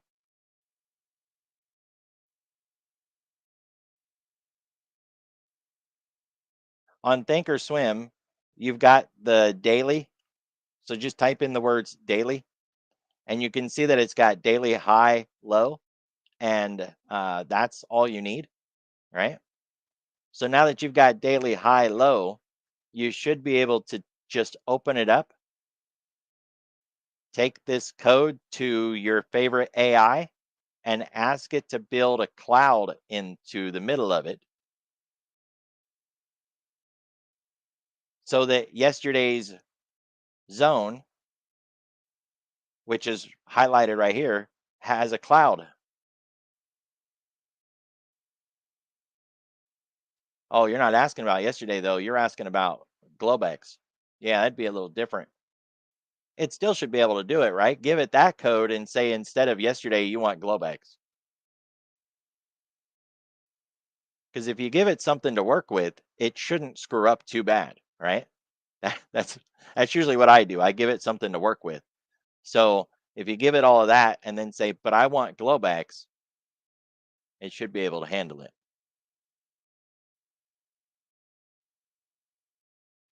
I might have built something like that at some point. It's worth looking at the Thinkorswim workbook to see if I have something like that.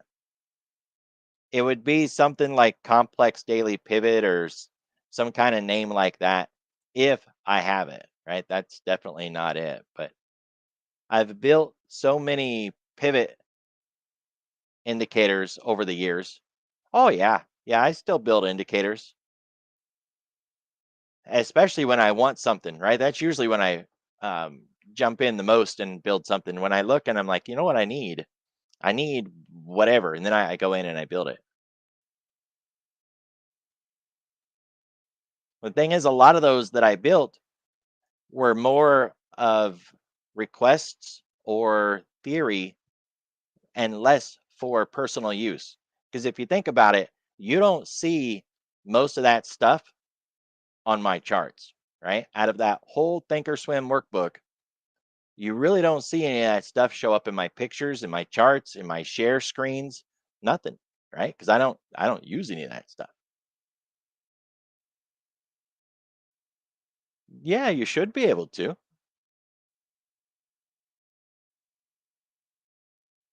I don't see why not, right?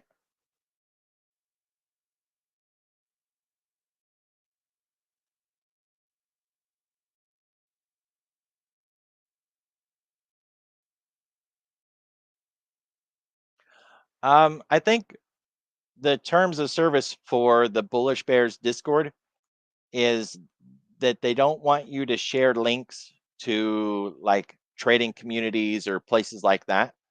But if you're sharing links to like an indicator site, I don't see the harm in it.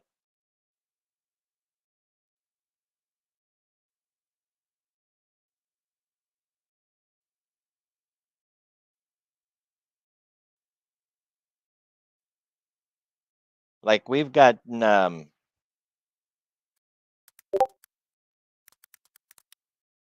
webinars from Simpler Trading, for an example, and they sell indicators.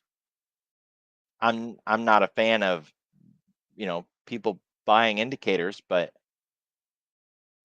we do what we got to do, I guess.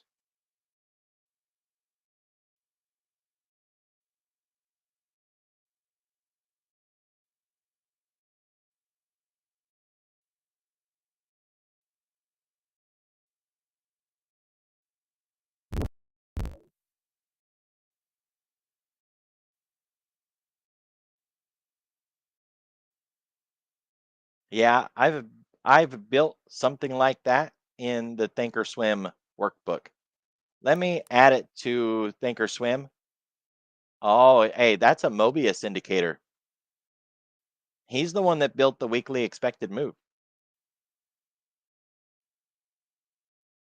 I've got his entire database.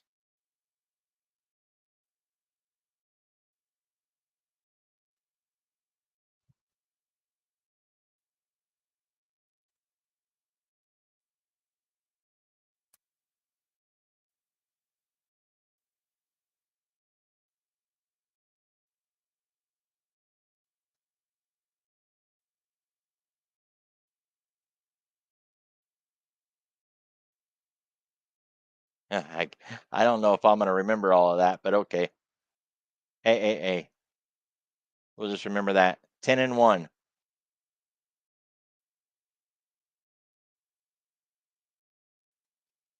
I guess we didn't have to remember. It's right there at the top. So, yeah, previous market high, low of day.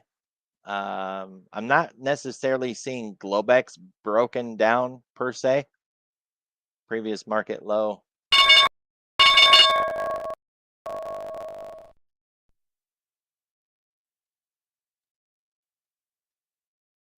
Average true range low. Had a lot of stuff built into it.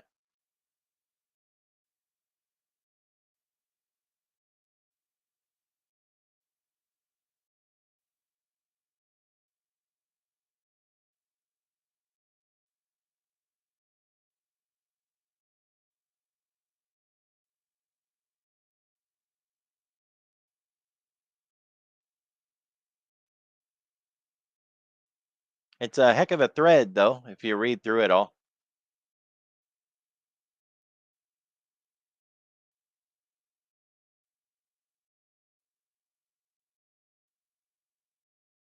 I would say check the Thinkorswim workbook.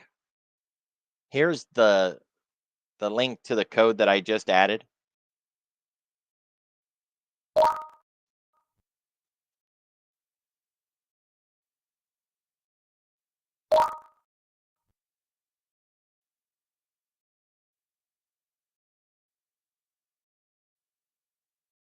Because this is not capturing that Globex that you were looking for. So um, it's not what you're looking for, but it's another version with a bunch of levels to it.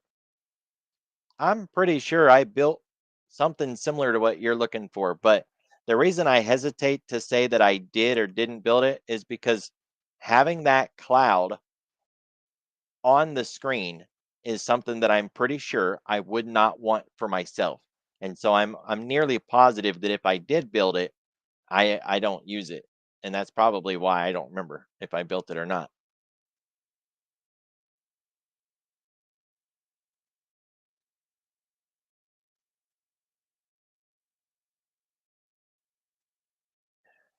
Check the Thinkorswim workbook and use search terms like Globex, pivot.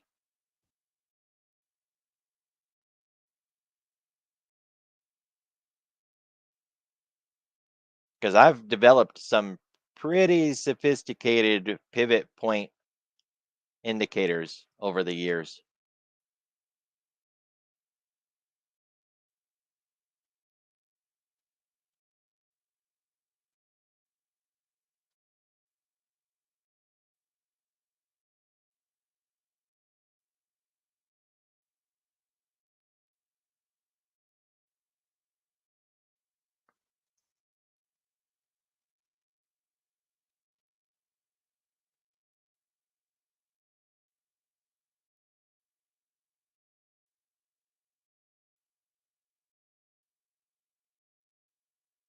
Yeah, that's not capturing the uh, Globex high and low. There's the Globex high, and there's the Globex low.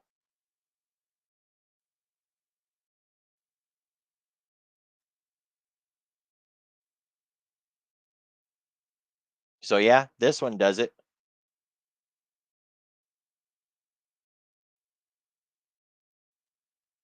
Which one of those was that? I think it was this one.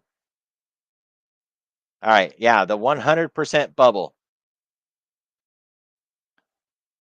So it has yesterday's high low close, then it has Globex high low open, has your regular everyday floor pivot in it, and then it has labels for when price breaks outside of the Globex high or low, and then bubbles for all the pivots that are listed above, and then percent markers.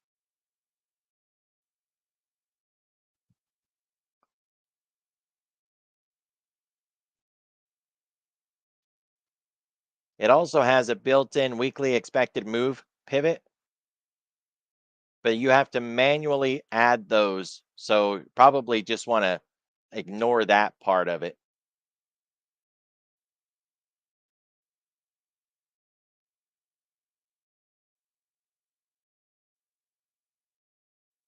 There's my quick stop indicator. Wondered what happened to that thing. So, guys, on Friday when we were talking about 50% of the previous bar, I use that a lot. Now, I don't get so nitty gritty anymore where it has to be exactly perfectly at half the marker, but I built an indicator to mark the previous bar at its midpoint, the 50%.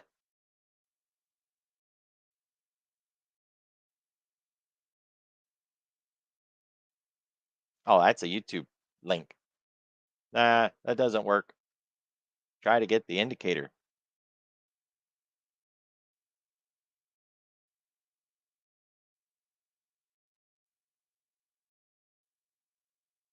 We got to go to the video.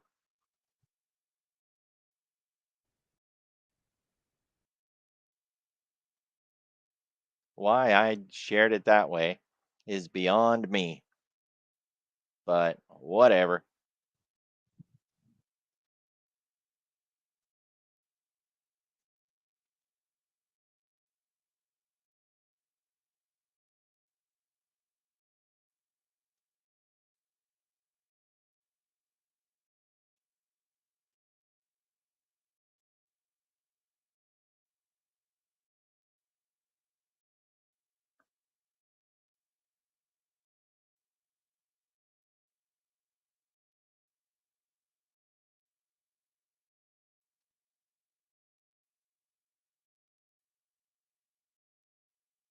All right, so as you can see,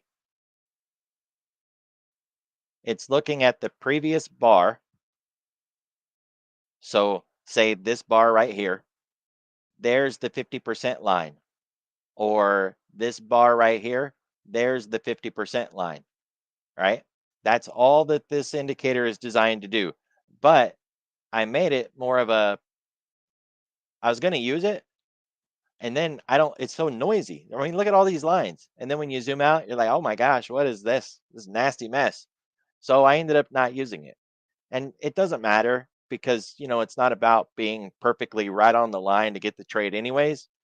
But if you forget, or if you're just trying to dial in the strategy and you don't use the 50% of the previous bar to help get in, at the bare minimum, it could be a reminder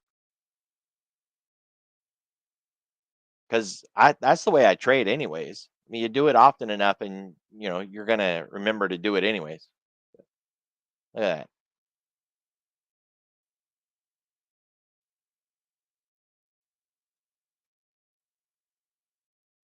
That's a really good example right there. And I just zoomed into it. So it came down, we got the reversal. And of course, this is the mother bar, the bar of control. That one is the last red one before the turn. We tried to break out, failed, failed, failed. Look at the rejection.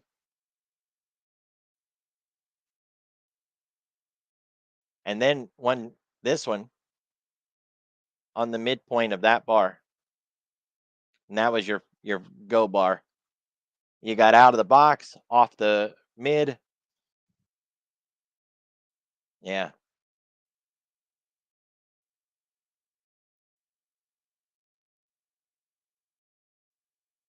handy handy. Same thing on that reversal right there.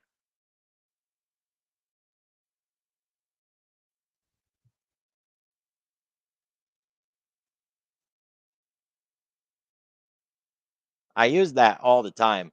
The idea after a swing low is that you're going to get these wicks underneath. And if you can remember to wait for the wick rather than getting in as soon as the candle opens, wait for the wick. Instead, you can shave off a couple of points of heat because you're waiting and then you get in.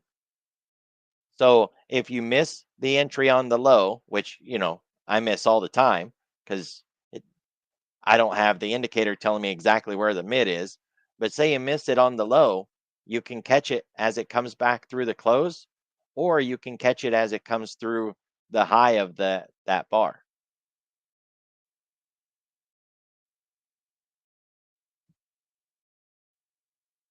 Then just work at it doing trade drills.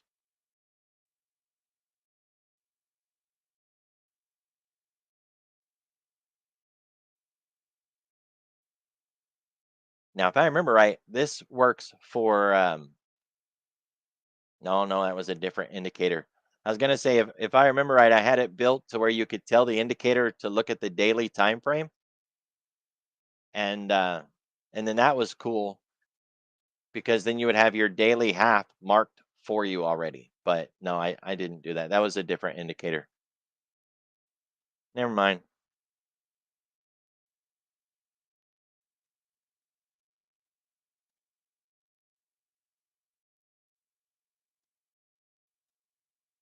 Okay, well, I shared a lot of indicators in the chat today. If you guys got questions on them, as always, hit me up.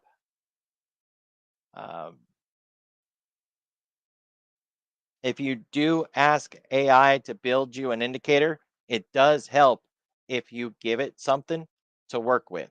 And no guarantee that it's going to actually get the job done, right? Because AI is getting better, but it's by no means perfect. But I've noticed I have less trouble if I give it something to start with.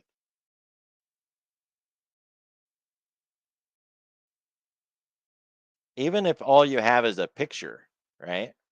If you've got a picture, give it that. Give it some background, give it as much as you can give it because it helps. Uh, if we don't get any topics, then on Friday we're probably going to do a market review, dig down into the breadth signals and the ratio charts and see where we're at. Otherwise, if you guys have topics or recommendations or anything that you want to cover, I'm always interested in hearing ideas. The 50%. What's up?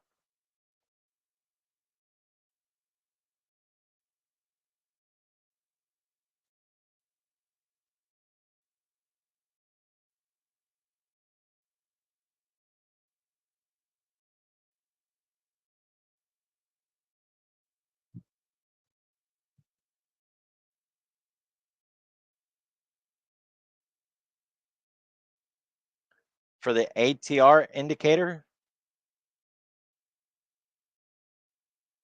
so for the ADR, it's supposed to show you 50% and then 100% of the previous of the average. So I set mine to 21 days. That way it's looking back over the last month and it's asking what the average is. And then it plots that average with bands at 50% and 100%.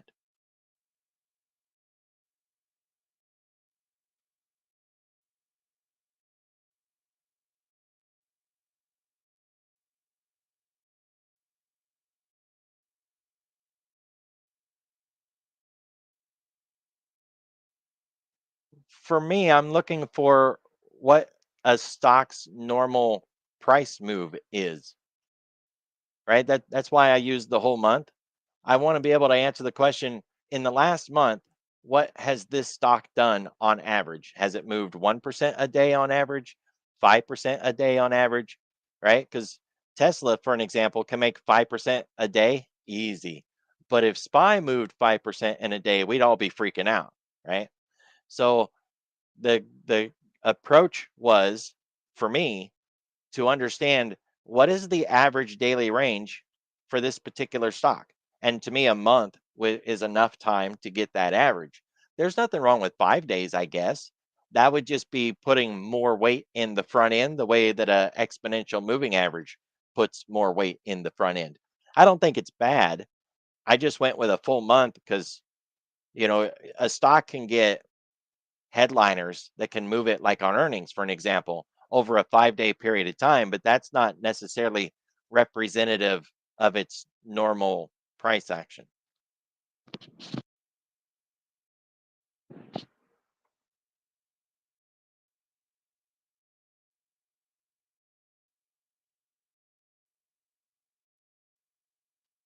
You could do it that way. You could also kind of sit back and think, what am I trying to do?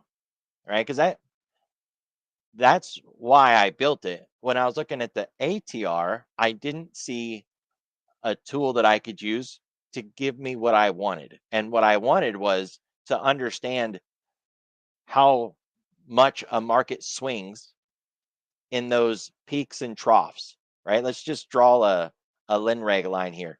So I'm going to snap a line from these lows up to here. And if we put a channel on this, now we've got a perspective of this particular stock's swings, right? That's what markets do. They all have this swing. And what I wanted to know is how much of a swing does this particular stock have? That's the first question. Then, what are we doing today compared to that average? Are we swinging way above the average? Are we just swinging on the average? Or are we way below the average? Because that would give me a tell for what to expect out of the trading period today.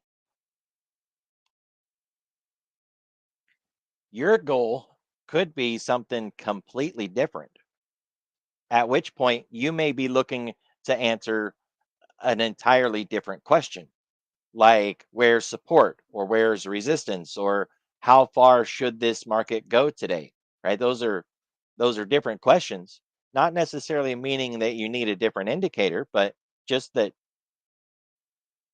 we're not using it for the same purposes. You might find that a different indicator provides better answers.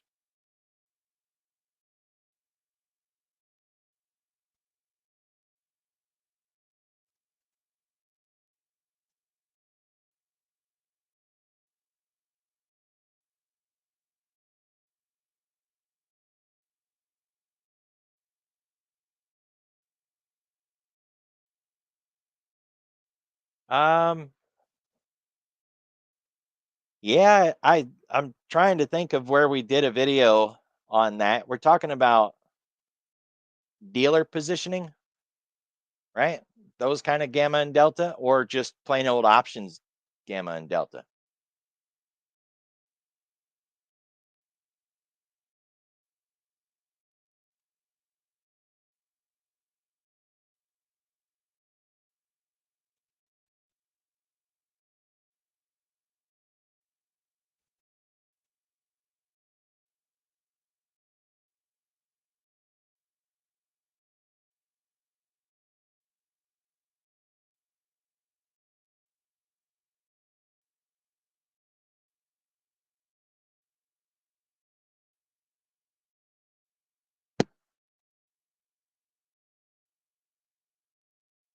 I would say the best place to find that information to learn more about it is Spot Gamma's free website.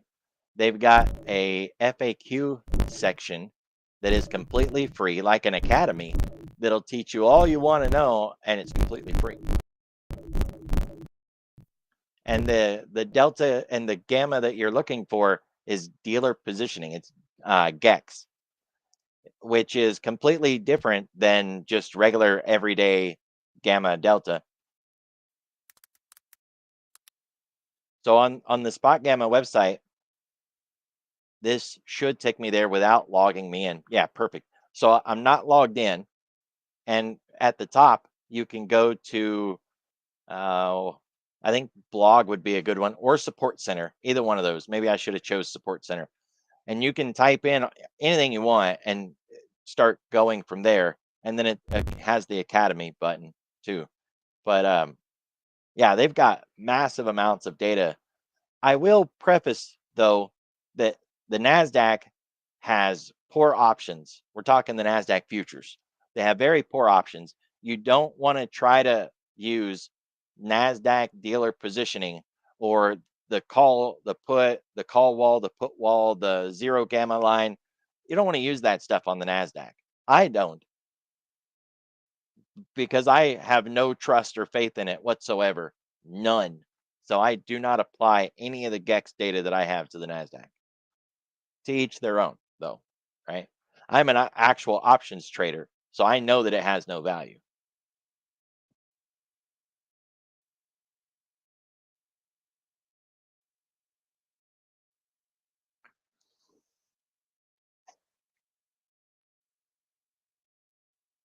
That's where it has value. So if you can apply it to the ES or to the MAGs and then expect the ES to turn at that level, then we also expect the NASDAQ will turn, right? If the ES is done going down and it's going to rise, the NASDAQ is probably done going down and it's going to rise. It may not be the exact same turning point to the tick, but if one's going up, so's the other, right? If one's going down, so's the other.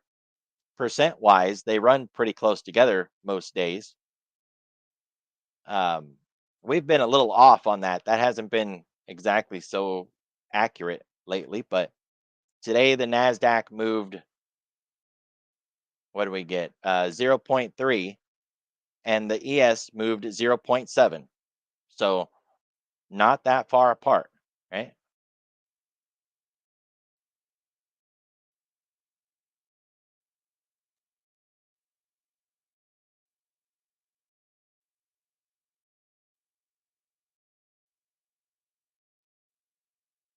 So it should work that way. If you apply the spot gamma levels to the ES and you watch for the ES to turn and move higher or turn and move lower, then the NASDAQ should follow it. I just wouldn't go through extended effort to apply those kind of levels to the NASDAQ itself. I know people do it, but I personally do not, because as an options trader, I know how absolutely horrible the options are on the NASDAQ. And it's junk data. I'd rather have no data than junk data.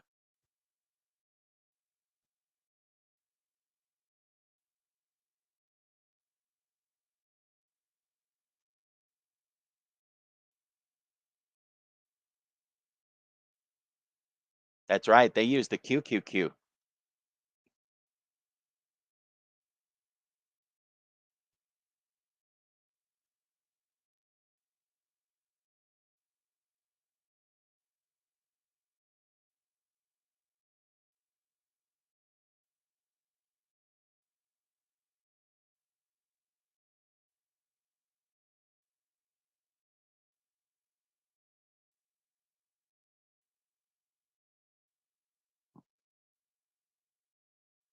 And the Qs, they do have good options. The NQ have trash options, but the QQQ, those are good options.